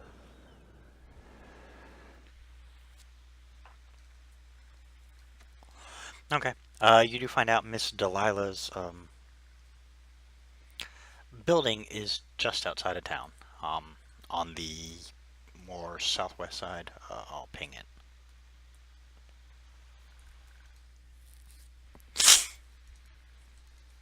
So, I mean, technically you could get that done and then just continue on. So basically you could go to Anthony, tell him you're going to take the quest, tell him it's going to be a little bit because you have to stop and do another quest first. But, I mean, they don't really care just as long as it gets done eventually. That's fine.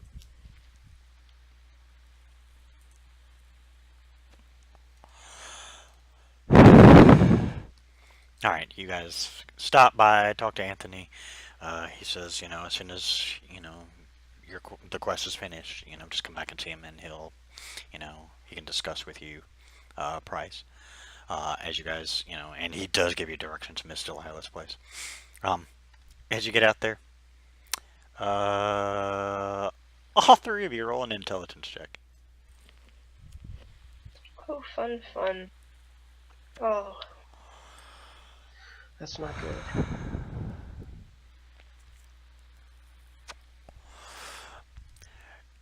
Julius, from the location of this place and from the way the ladies are dressed, you're assuming this is a... Oh, there's no other term to put it. Whorehouse.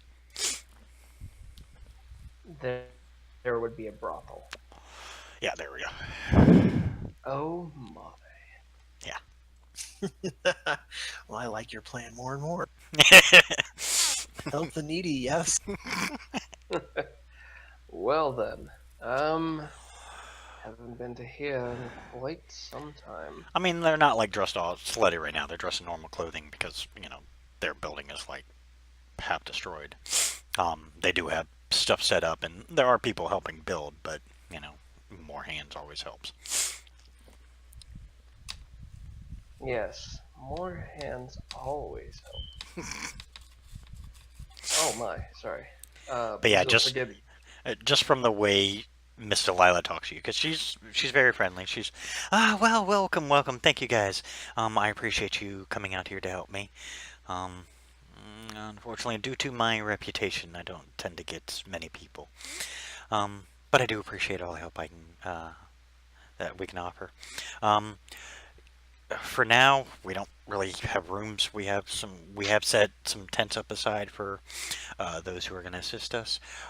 Food is on us. Food and drink is on us. We'll get you everything you need. If there's supplies or whatnot you need, just let us know, and I'll send somebody to the town to get it. It is no problem, my lady. We are happy to help. Just show us where to begin, and we shall start. Okay. Are all three of you taking part, or just a couple of you? Scarlet's work- helping. Does work go around the clock? She basically, I mean, at night it's obviously harder to get things done. So I mean, she forgives it if you guys have to take a break. I mean, because there's only so many fires you can start before you might risk burning it again. So I mean, she's not too worried about it. At least during the, I mean, thankfully, 24 hours of daylight help. We could do it. I could do that at night, actually, somewhat, because I do have dark vision, That's true. and that way we could kind of keep, if something does happen, blah blah blah. Okay. Because who set the fire, or how did the fire start? That's exactly what Scarlet was going to ask her. She goes, the fire was set under mysterious circumstances. We are still not sure what exactly happened. We have some people checking in on it, but they have not been able to give us much information as of yet.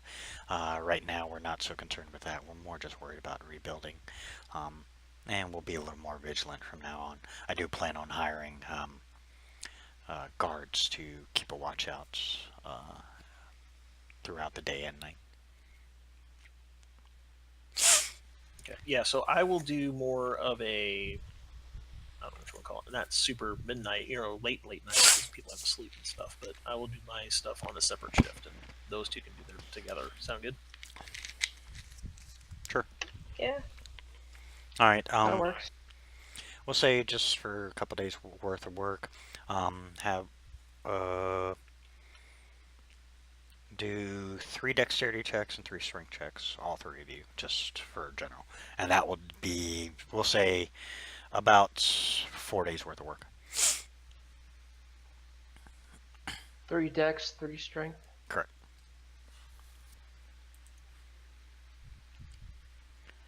Not saves, regular dexterity. Oh, excuse me. Sorry. Okay. You guys got enough. That's fine. And I haven't done my dexes yet, but Okay. There you go. Okay. Yeah, I mean, it's just an overall, basically, and that's just general. Strength is more for when you have to lift some heavy things and stuff like that. The dexterity was more for, moving things into certain places. You help out a bit. I mean, it's still going to take a lot longer to complete, but she understands, people have other things they need to do. She does say if you want to come back and help, she's more than willing to, pay you guys again for your time. I mean, if you, in a sense, she kind of gave, you guys each had your own tent. She didn't even question the animals. She actually didn't mind at all. They kind of, to keep themselves busy during that time while you guys were doing things, they would patrol the perimeters, like at night and day. So they would take turns. So there was always at least one of the animals wandering around, just keeping an eye on things. cool. Did they see or hear anything? Nope. Other than the activity that you guys were doing, no, they didn't see or hear anything. At least nothing they said to you. Yeah, you guys spend, like I said, about 4 days just helping out before you figure, because you guys are trying to keep a general idea of how much time is passing and, how long it's going to take you to get to the forest, because you are told it's probably going to take you, let's see. Yeah, it's going to take you the better part of probably a day to get to the forest area. So, you're assuming about a day to get there, deal with, say a day or two max to deal with whatever the situation is, and then about a day or two back to Mandaral to report in. So you're trying to give yourself as much time as possible. Sounds good to me. For your efforts, she does pay each of you 400 gold. Damn. Well, you also Very assist. generous. You also assisted with, keeping an eye on the place, while they were sleeping. They were helping you during the day and sometimes at night. The girls would actually assist. Some of them apparently were skilled with various other labor activities. So they helped. They weren't just like sitting back and watching you guys. You and other people do the work. They were assisting as well. Helping in whatever way they could. All right, cool. Very nice.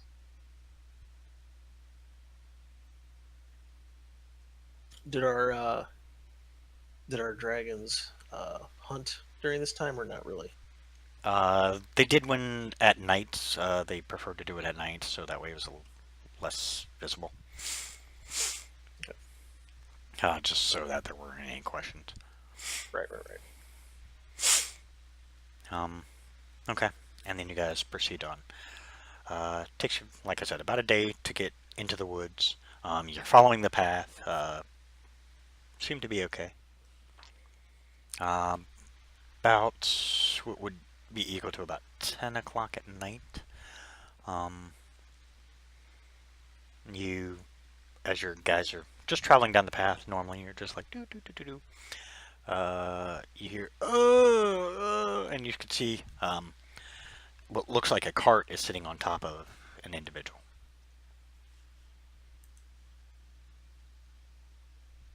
Scarlet run. will, and wait, hold on. Scarlet will kind of look at them. Don't do it. It's a trap. I'm thinking the same thing.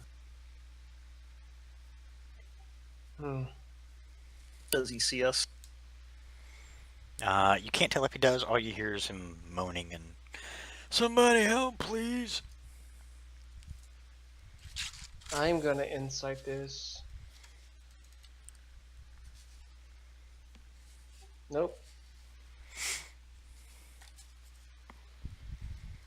He seems honest. I'll just look at him and say, hold on one second.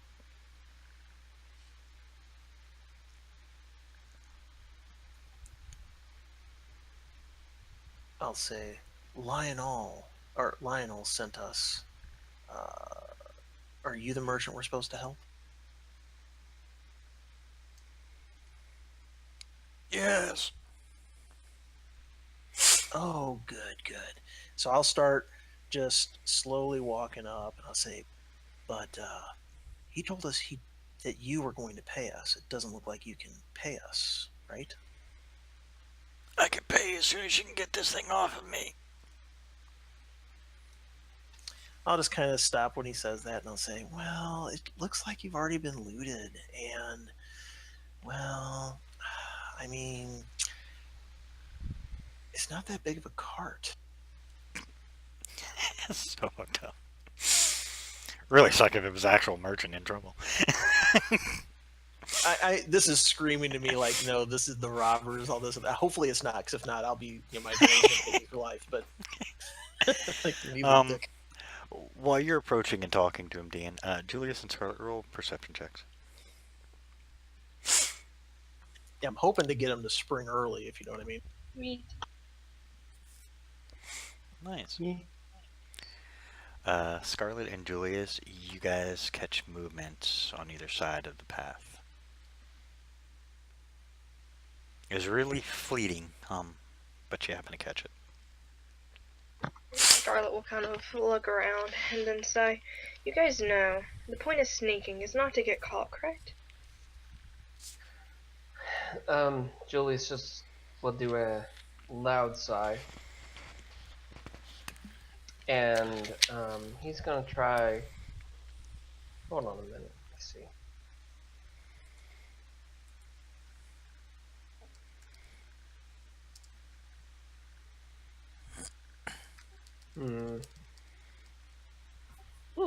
I'll do this.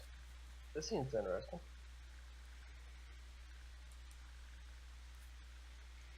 I'll point him out. If you have sunglasses, sometimes you can see them a little better. It shades them for whatever reason. Seems harmless.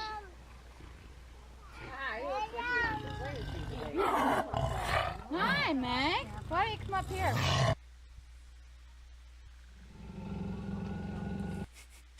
Sorry, I was finding the perfect sound effect.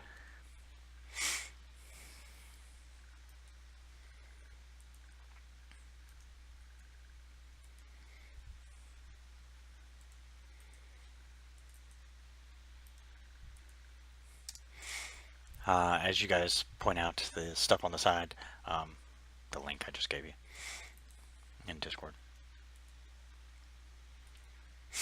You hear In general or Monday? in general, I think. Wherever the hell I posted it. You hear that come from Ashes.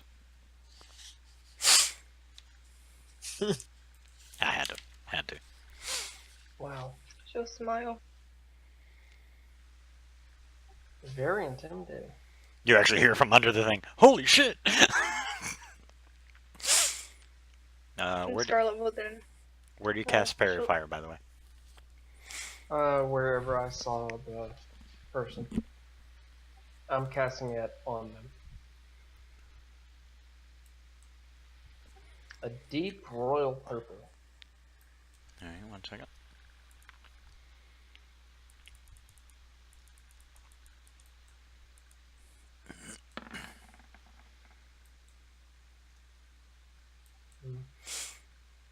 What's your spell What's save your DC? save?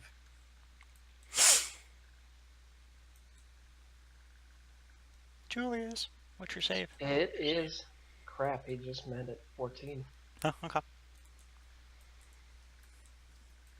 Well, Well, that it sucks. it kind of pops in that area, but you don't see anybody. And Scarlet will just walk down the path and then kind of just sigh. Okay, come out. We know you're here. Oops, Dean just Oh, got. sorry, disconnected. It was my mistake. Sorry, Um, it's coming back up. Ashes immediately jumps into the forest, and you hear screaming coming from the side. Should we yell Ashes, don't hurt them? All you hear in your head is, "I'm not promising nothing." I'd at least say I'm not gonna. Don't kill them. That's just me. Ashes is unique. Oh, yeah. Yeah, I'm just. If mine asked me, I'd be like, "You do what you want to do." Awesome. He runs off barking. He goes into the woods, following Ashes. And Artemis actually stays behind with you three. Julius, you hear in your head, those two can handle those. I'll just start walking up to that guy, saying, "Well, you know, next time, bigger cart, more blood." And just start walking up, and it is not going to end well unless he starts talking his ass off. I'm gonna take out my maul, and I'm gonna hold it over my head. Like I'm gonna. He's on the ground, right? He was laying on the ground. He has now moved. You can see, obviously, the cart is not on him like he made it look. It did look pretty well, but he has now moved. He now stands up as you guys approach. He's wearing a scimitar and a dagger. And you can hear miscellaneous screams coming from the forest. Scarlet will look at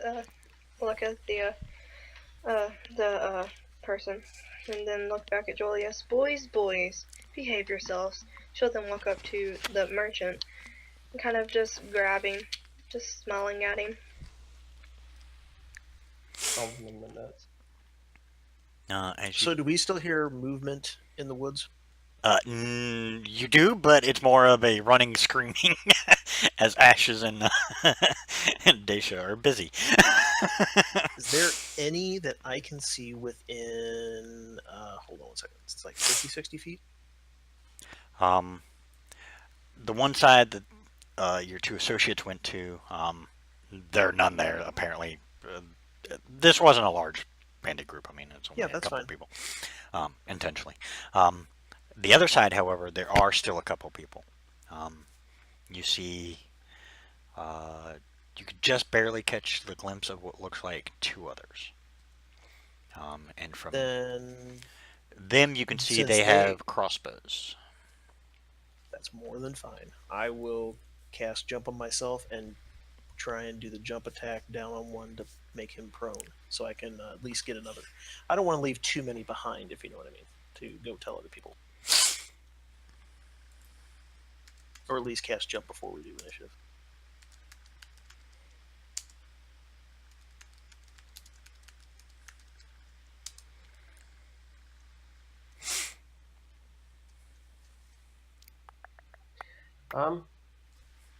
How many is around us right now?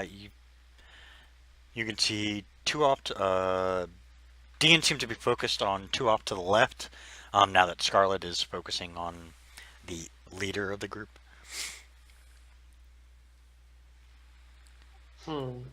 So it looks like three total. The others are kind of busy. Wow. Nice. Take that last week. I know, right?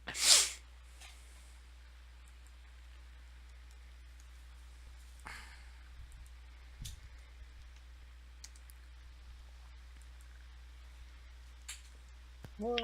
Dang! Lucky. Wow. All right, let's do this. Then you guys are going to start crit filling, and then I'm going to get Yeah. all of I it. know, right? I'm saying, so far, it's And then it's going to be like last week. Dean's down. Julius is down. they're pretty weak guys. If you guys go down, this is going to be sad. You never know. You thought the troll wouldn't do it either. That's true. Or the, whatever the hell they were. I don't even know what it was. I think he said that it was like a threat range of 1/4 or something. Oh, yeah, yeah, that's true, the Koto. But I did have more. This is a lesser number, so. And the bandits are only like a challenge rating of 8, while 1/8, while the bandit captain is the most challenging of the three. Yeah. I'm gonna take a quick bathroom break. Figure everybody else might want to Yep, do that real same quick. here then. Yeah. So about 5 minutes. Be right back.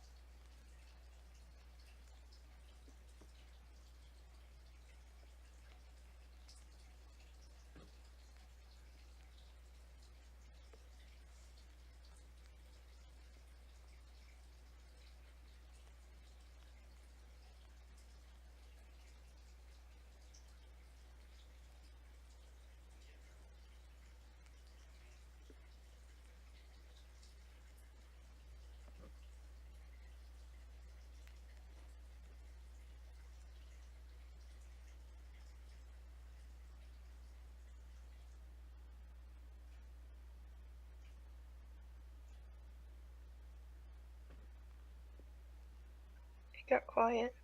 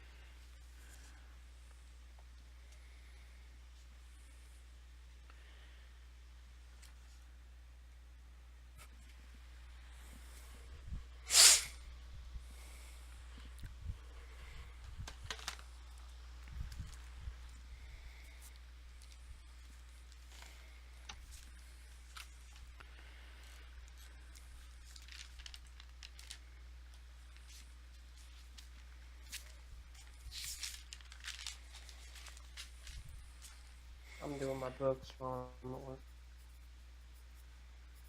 What? I said I'm gonna be doing my books while I'm doing this. Oh, well, you have fun with that. I don't think anybody else is here. I'm here. Yay! I mean, I can still play and everything, but I'll be doing my books.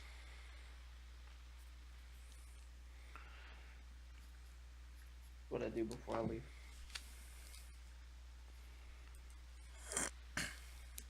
Okay.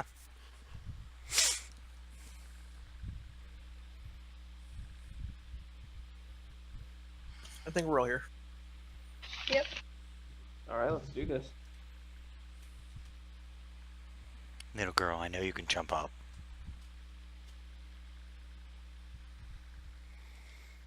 Alright. Between Julius and Dean, who has the better dexterity? I would say I think I age got before beauty. So Julius, go on it. Okay, that Okay. works too. Alright, I right now, here, I'll actually give you more of a visual. Ah, God damn it.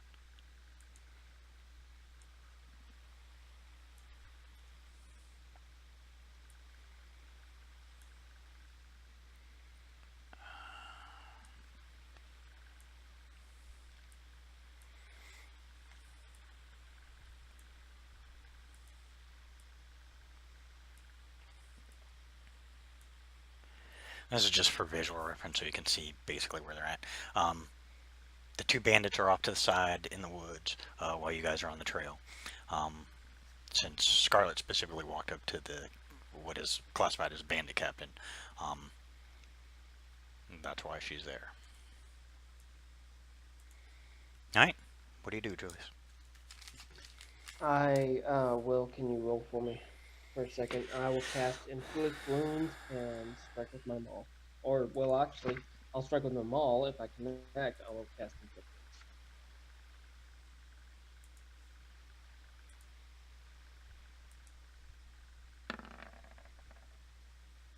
That it? Wounds. I will cast Inflict Wounds. Hold on.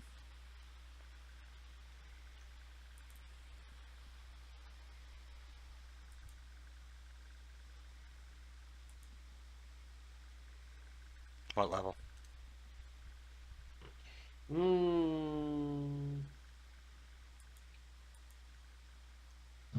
Just regular level, first level. Okay.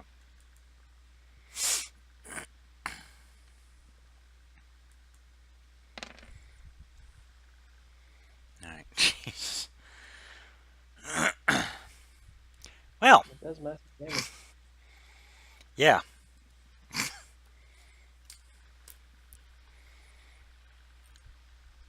Did I kill him?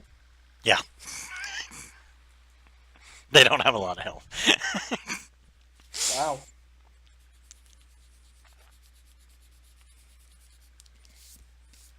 Okay, I Dean. swing over top of Scarlet's head. Okay, Dean. Was I able to cast jump before initiative? Yeah. Then I will jump attack upon the other one. Okay. So he makes a dex save.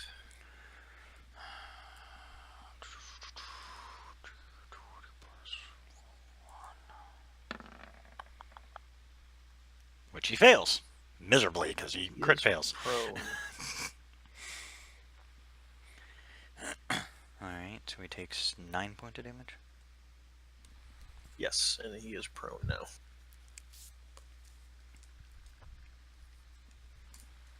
Okay. Alright. Well, he gets back up, and he's going to swing at you.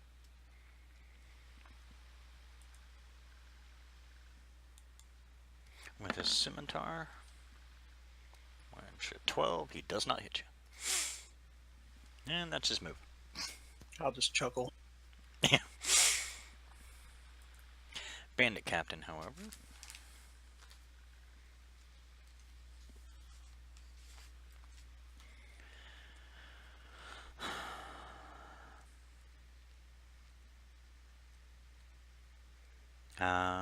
The captain is gonna...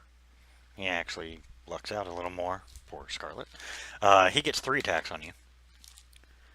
Okay. He's gonna do 2 with his scimitar and 1 with his dagger.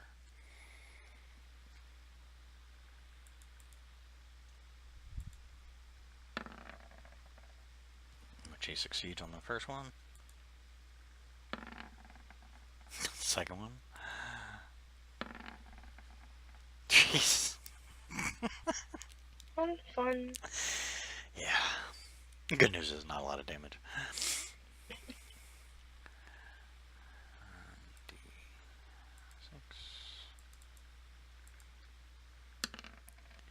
Alright, take 8 points of damage for the first hit. 7 for the second.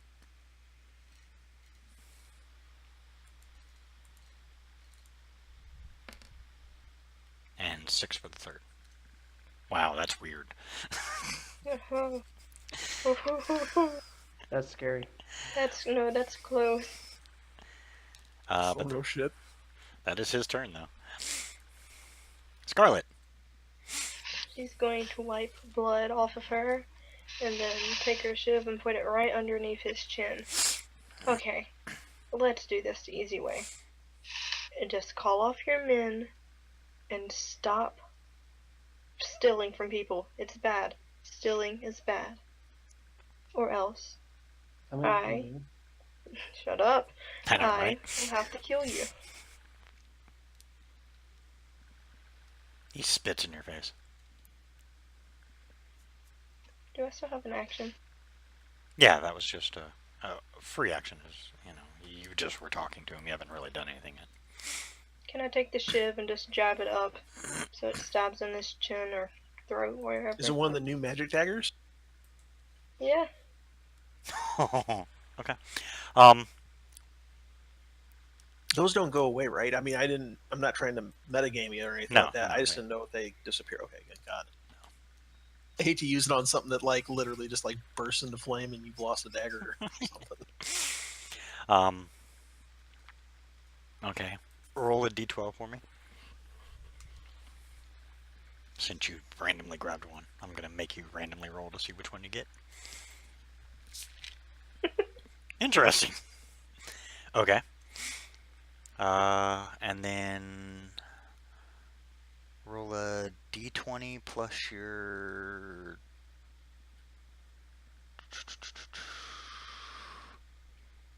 dexterity.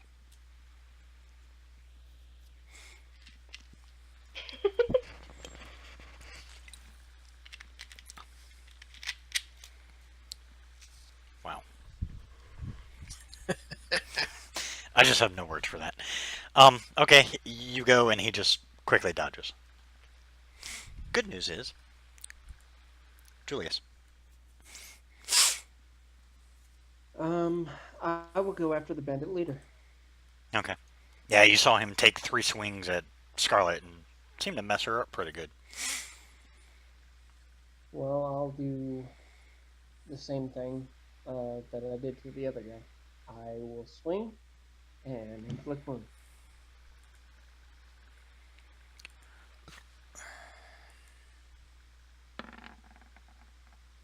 That misses. Never mind. Yeah, he's got a higher AC. Okay. Dean. Well, shit. I gotta finish this one because I don't want him running off and telling the others. Oh, piss. So hopefully you guys are okay.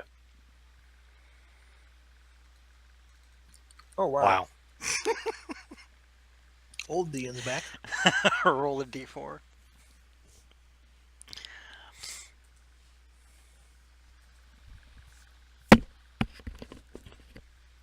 Okay, that can't happen, so you're fine.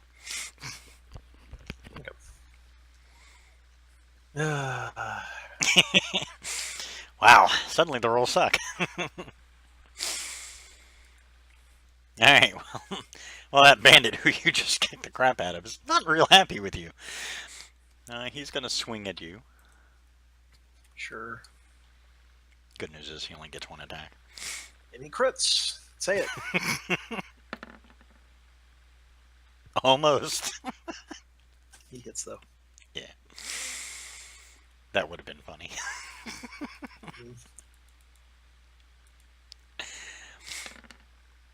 Oh wow, he does crit for the damage though. 7 points of damage.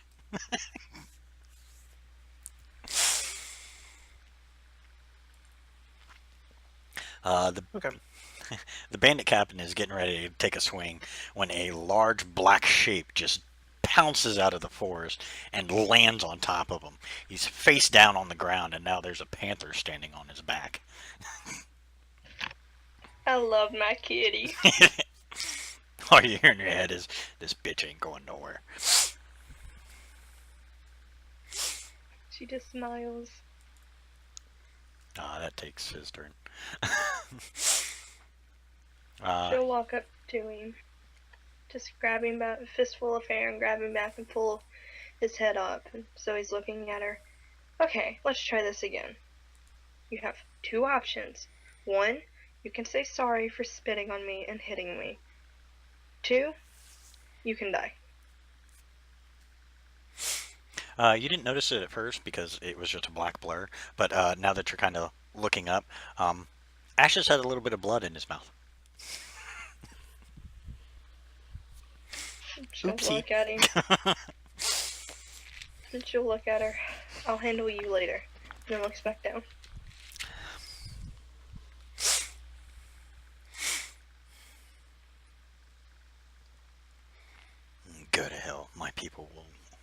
avenge me. She'll kind of put her hand up to her ear. I'm sorry, I didn't quite hear you. Was that a sorry? No. As Ashes pushes down more. One more time. Sorry? I'm gonna take my maul and I'm gonna strike his leg. You take my kill, Steven. I will hurt you. I am striking his leg. I have a reason for this. It's his leg, for God's sake. You're just It's trying to not even- hobble him, basically. Yeah, pretty much. Yes. You hit Ashes. No, I'm just kidding. No! I hit myself. What was that? Can you repeat that? What was that again? No. I hit my- Alright, that'll end your turn, Scarlet. We'll just say he's sitting on top and he's just refusing to give you what you want. Go ahead, Dean. So I hear all this is going on over there. Yeah, it sounds like at least the leader has been taken care of for now.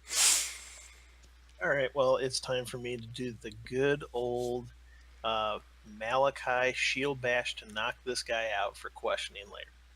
Okay.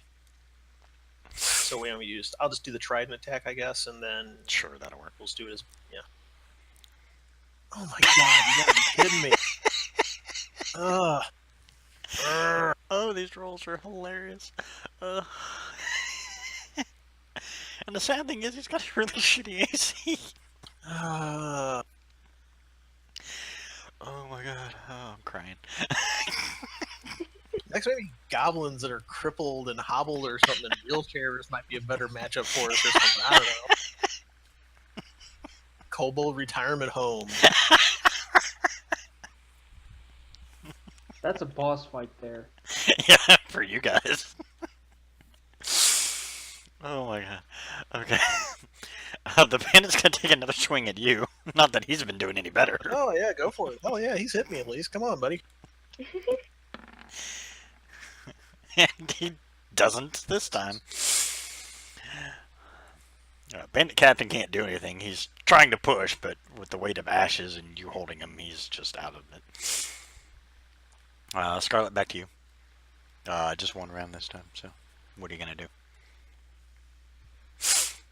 She'll just look down. Answer me. You will die. I will make sure of it. She's gonna take her dagger if she can and slit his throat. Roll an attack.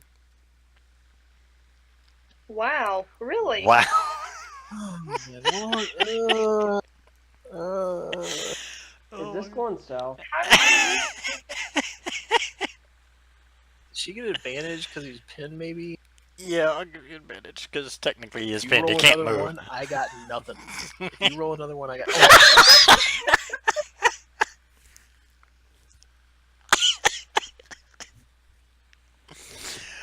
Oh my Wow. god. One. Oh my god, that's. Did you roll a one? Yep, rolled another one. Did you slit your own throat? Apparently. Roll a d4. Did you stab Ashes? That's what I'm waiting to see. Oh my lord, how do you do that when he's No, pinned down no. by a friggin' No. panther? Nothing happens. Good. It's hilarious. I You used the can't. wrong side of the dagger. You try to slit his throat and realized, oh shit, it's the handle. Yeah. Alright, Julius, can you hit this guy, please? Do I get advantage? Yes, because he's prone. Okay, I'm going to attempt again to smash his leg.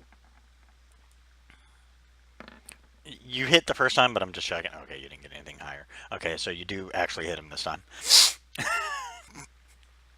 I smash. In general, when you guys get a chance, because that's exactly what I'm thinking right now.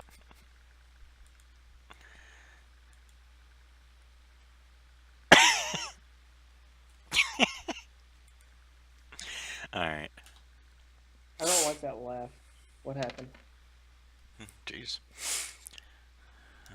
It takes 30 points of damage and then 3d10 necrotic. Jeez. I think he may steal your kill. I wasn't trying to Steven? kill him. I hit his leg. His No. leg, man. Apparently that's his weakness. Oh, Jesus! Wow. Well, someone got the good roll side. Yeah. No. Oh, my God. For her sake, I'm not trying to kill the guy. Okay, that's fine. Okay. You did specifically say you're aiming for his leg, so yeah, I'll just... I mean, he has enough It's like health his- where he could have survived.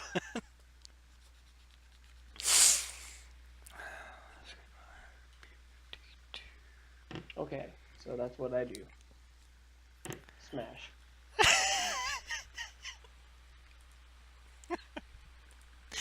Alright, Dan, your turn.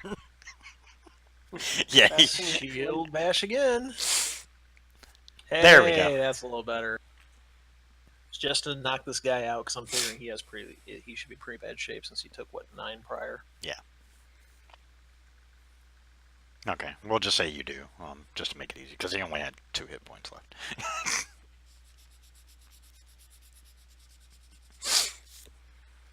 I'm glad I didn't give him max health.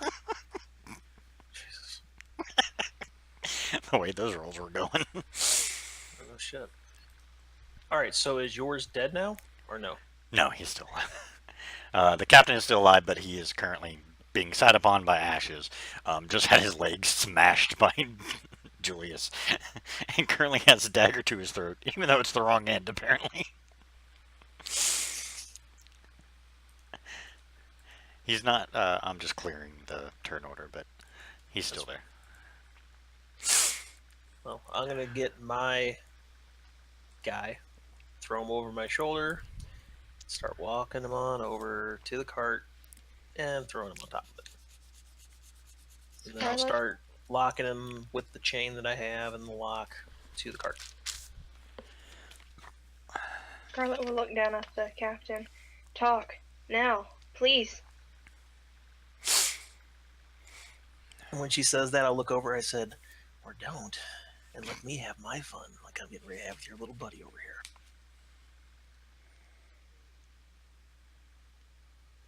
Roll She's an fine. intimidation, Dan. I'd say persuasion for you, Scarlet, but you can't persuade him at this point. He's not real happy with you. Okay.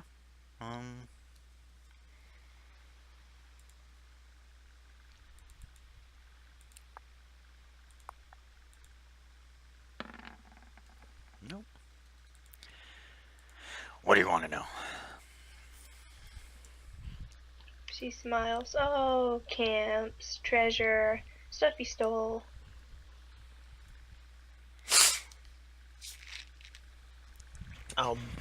I'll message Ring because I don't want to take her thunder on this. He's working for their numbers. She's gonna look up at the sky. Thank you, voice in my head. Your numbers, who you're working for. You know, just natural stuff.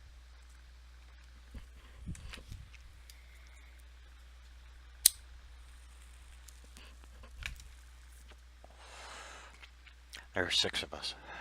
Well, I don't know many are left now.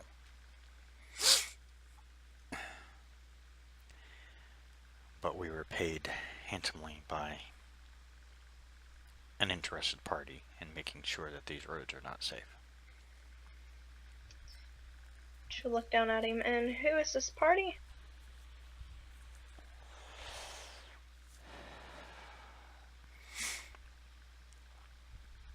Since this guy is singing like a bird pretty much right now, I'm going to go ahead and call over Yasha and say, well, if you want to have fun, now's your time. That's up to you, though. And Yasha comes back. She's got a little blood around her mouth, too. She goes, I already had my fun. Sorry they Well, didn't then make it. I will. That's all you hear. That's fine. Then, since she's doing that to kind of add to the let's get the information out, we will slowly start killing this guy. Okay. If I talk, I die. She's gonna kind of smile. You're gonna die either way, so just talk. Who's to say we won't protect you? And I'm just going to be whistling while I do this. Yeah, you hear screaming coming from the cart. That Scarlet, as you're looking at the captain's face, he kind of wide eyes and kind of looks in that direction as much as he can. I can't. You can't protect me.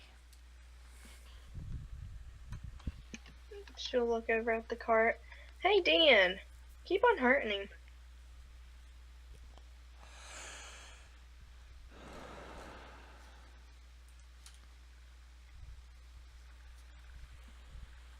I just friggin' found a friggin' Calgon commercial. What the heck did that apply to? Because Calgon wanted to take me away from all these bad roles that I fell into the pit of. That makes sense. Scarlet Okay. will look down at the captain. Like I said, talk, and we will do what we can. Don't talk, you both die. Mayor Atwood of Himgrim.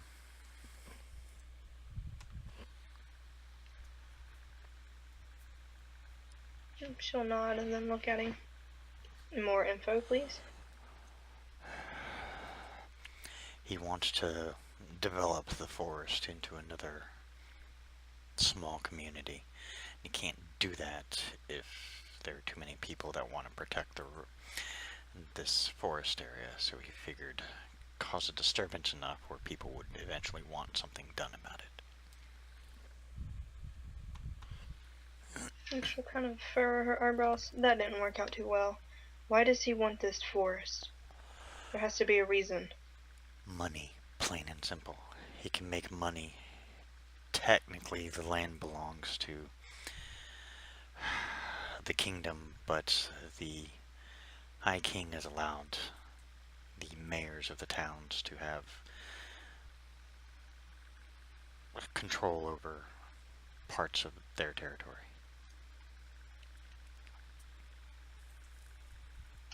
She nods. Do you guys have any camps around here? Yes. Where? Just to the west, close to the coast. Are there more people at these camps? Duh. Shut up, Scarlet doesn't know. There should only be 2 left. Okay, those 2 that are left, who are they? What do they do? Tommy and little Jimmy. She'll smile.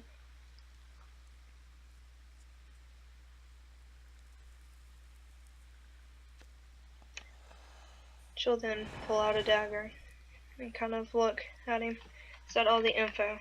And whenever you said you would die, did you speak the truth? If the mayor finds out I ratted, yes, my life is forfeit. She'll look down at him. She'll kind of she'll sigh.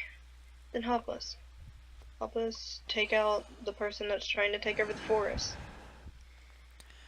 No one's going to believe the word of us against him.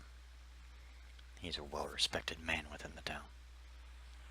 That's the reason you take him out. You scare him. Every man has a fear. You just pray on it. You haven't met Mayor Atwood. Scarlet will kind of just look around. Ooh, I'm so scared of this mayor.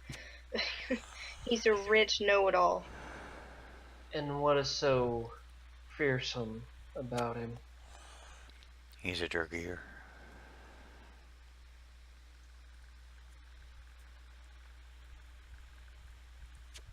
Well, that makes more sense.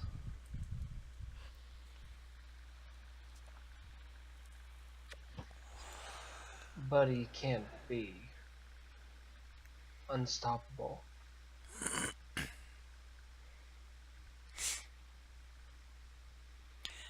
He has an army of guards that protect him at all times. Most of the What town about is under his control. these guards, male or female?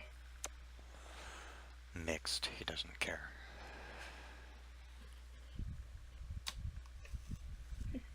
She'll kind of look at Julius. I can take care of the men if you can take care of the females. In what way? Well, I have my way, and you can have whatever way. I haven't been with a woman in 20 years. She I bet you just need to sighs. know that. She'll then stand up and point at Ashes off. Ashes climbs off. But stays real close and just kind of glares at the bandit captain, who isn't going to make any move towards anything else. He actually puts his weapon away. You see Ashes just kind of watch him. She pets her hair, and her fur, and looks at him. I'll allow you to leave, but I don't want to see your face.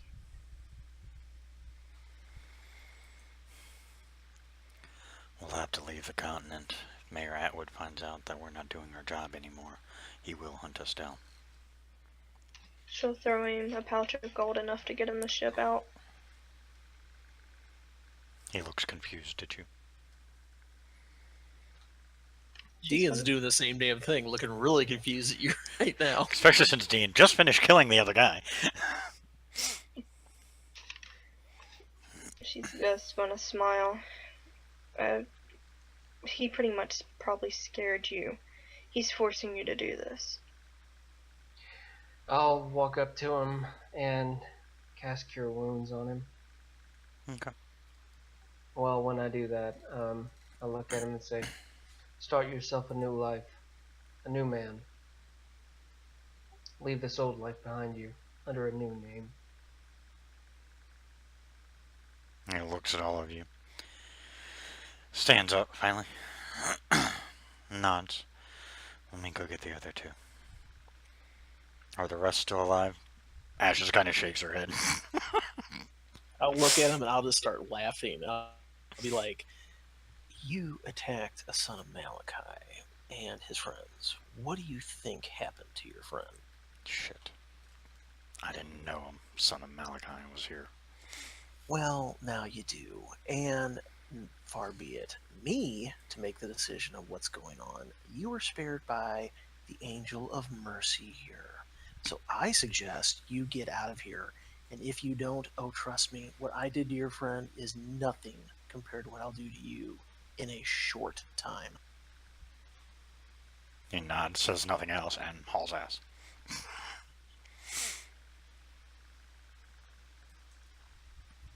Once he's out of earshot, I'll go, not the way I would have handled it, but this was your show. Scarlet will kind of look at him. 9 chances out of 10, he was forced to do this. Like he said, the mayor had power. So, if we're going to kill anybody, we need to take out the mayor. I don't kill unless absolutely necessary. And we were just wanting information. He gave us what we needed, and I let him live. It is Blazil's will. I have to get up early and make a phone The call. way I see it, they're like loose fibers on a rope. Frays lead to more problems, so I just like to make my ropes nice and tidy. So at that point, I'll just go ahead and start taking all the corpses and just putting them on top of the wagon, like around it and stuff, and just in blood, right, safe now, across the wagon. Okay. Scarlet will start walking to Hemgren, or however you pronounce it. Kind of sigh. Let's go take care of this rich know-it-all. Why don't we... that's a great idea. Let's make sure the camp is evacuated, maybe. And maybe we should get paid first, because I believe our time is coming up soon, yes? Yes. we can report this to someone else, maybe. At least for right now. I can send a message to them on their messenger ring.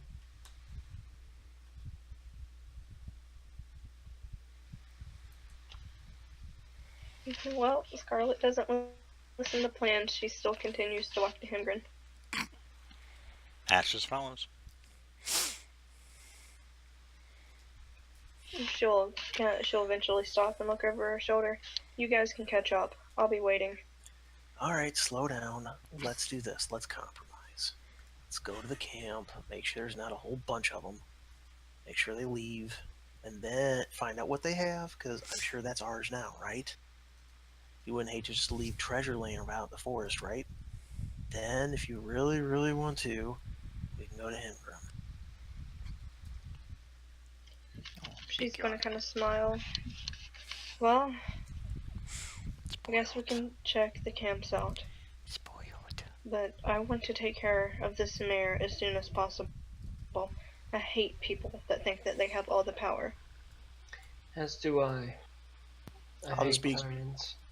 Literally, Dean is going to be like, just kind of grumbling in your ear, be like, no contract, freelancing. She's gonna slap him on the back of the head. Gip slap. Yeah, whatever. Yeah, that's all he's going to say, and just keep walking. Can Artemis turn into a horse? No, he's not capable of carrying you yet. Crap. Well, your plate armor doesn't help either.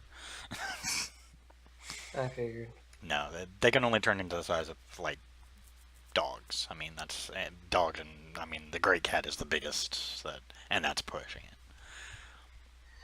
it. Okay. I'm going to ask our new friends, so did you enjoy your little hunt? Quite interesting. Not very tasty though. Now, They needed this a isn't a bath. thing we do. This isn't a thing we do every day, but it's a good thing to know how to defend yourself and how to fight in whatever form you currently have. Yeah, it took a little getting used to. I had to work around the fact that I don't have wings or, a tail. Well, a longer tail.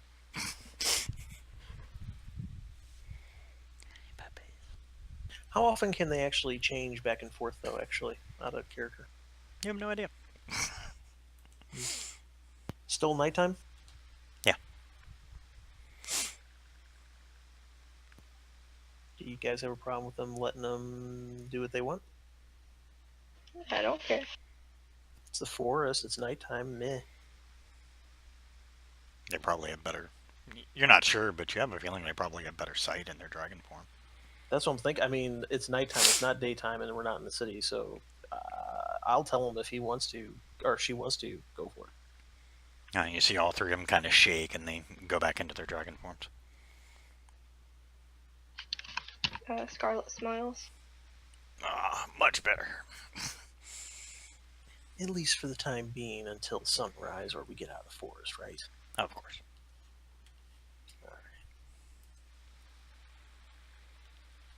And they know where the camp is, basically just do what they want, or even just follow the captain to see where he's going, if they want us to talk him out.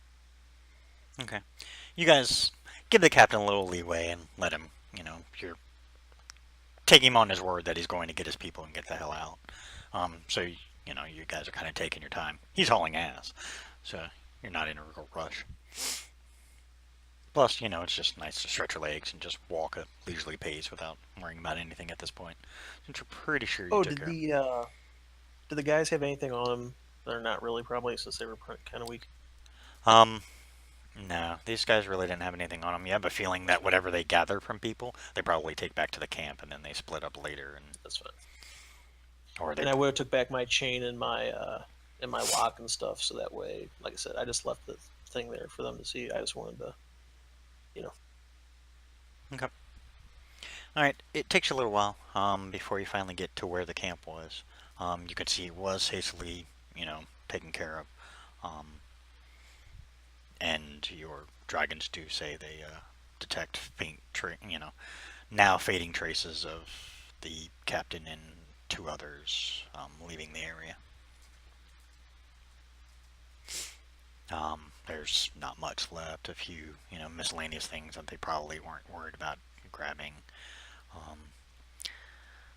Nothing major, but you have a feeling that if you bring this back, bring some of these items back later, that whatever merchant or whoever they robbed might, appreciate it. Okay. Well, then we should probably just leave those here if we're going to Himgrim.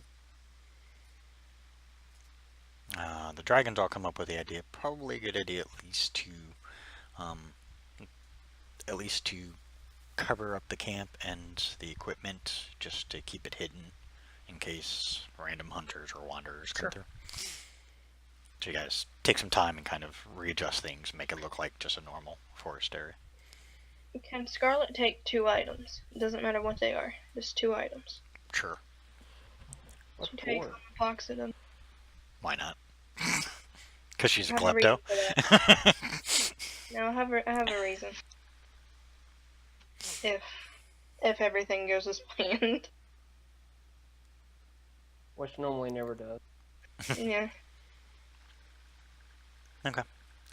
Yeah, you guys take a couple hours. It's starting to turn daylight. Your dragons shift back into their animal forms. And then you proceed to head towards Himgrim. Alright. I know we did start late, but I'm going to ask you guys. It is getting close to midnight here. Do you guys want to continue for a little bit, or do you want to go ahead and stop it here, and then we can just pick up where you guys, we'll say you guys are heading to Himgrim, and when we pick up next week, you can be at Himgrim. It's up I to you. have to, I'm getting off work right now and I have to drive home, so.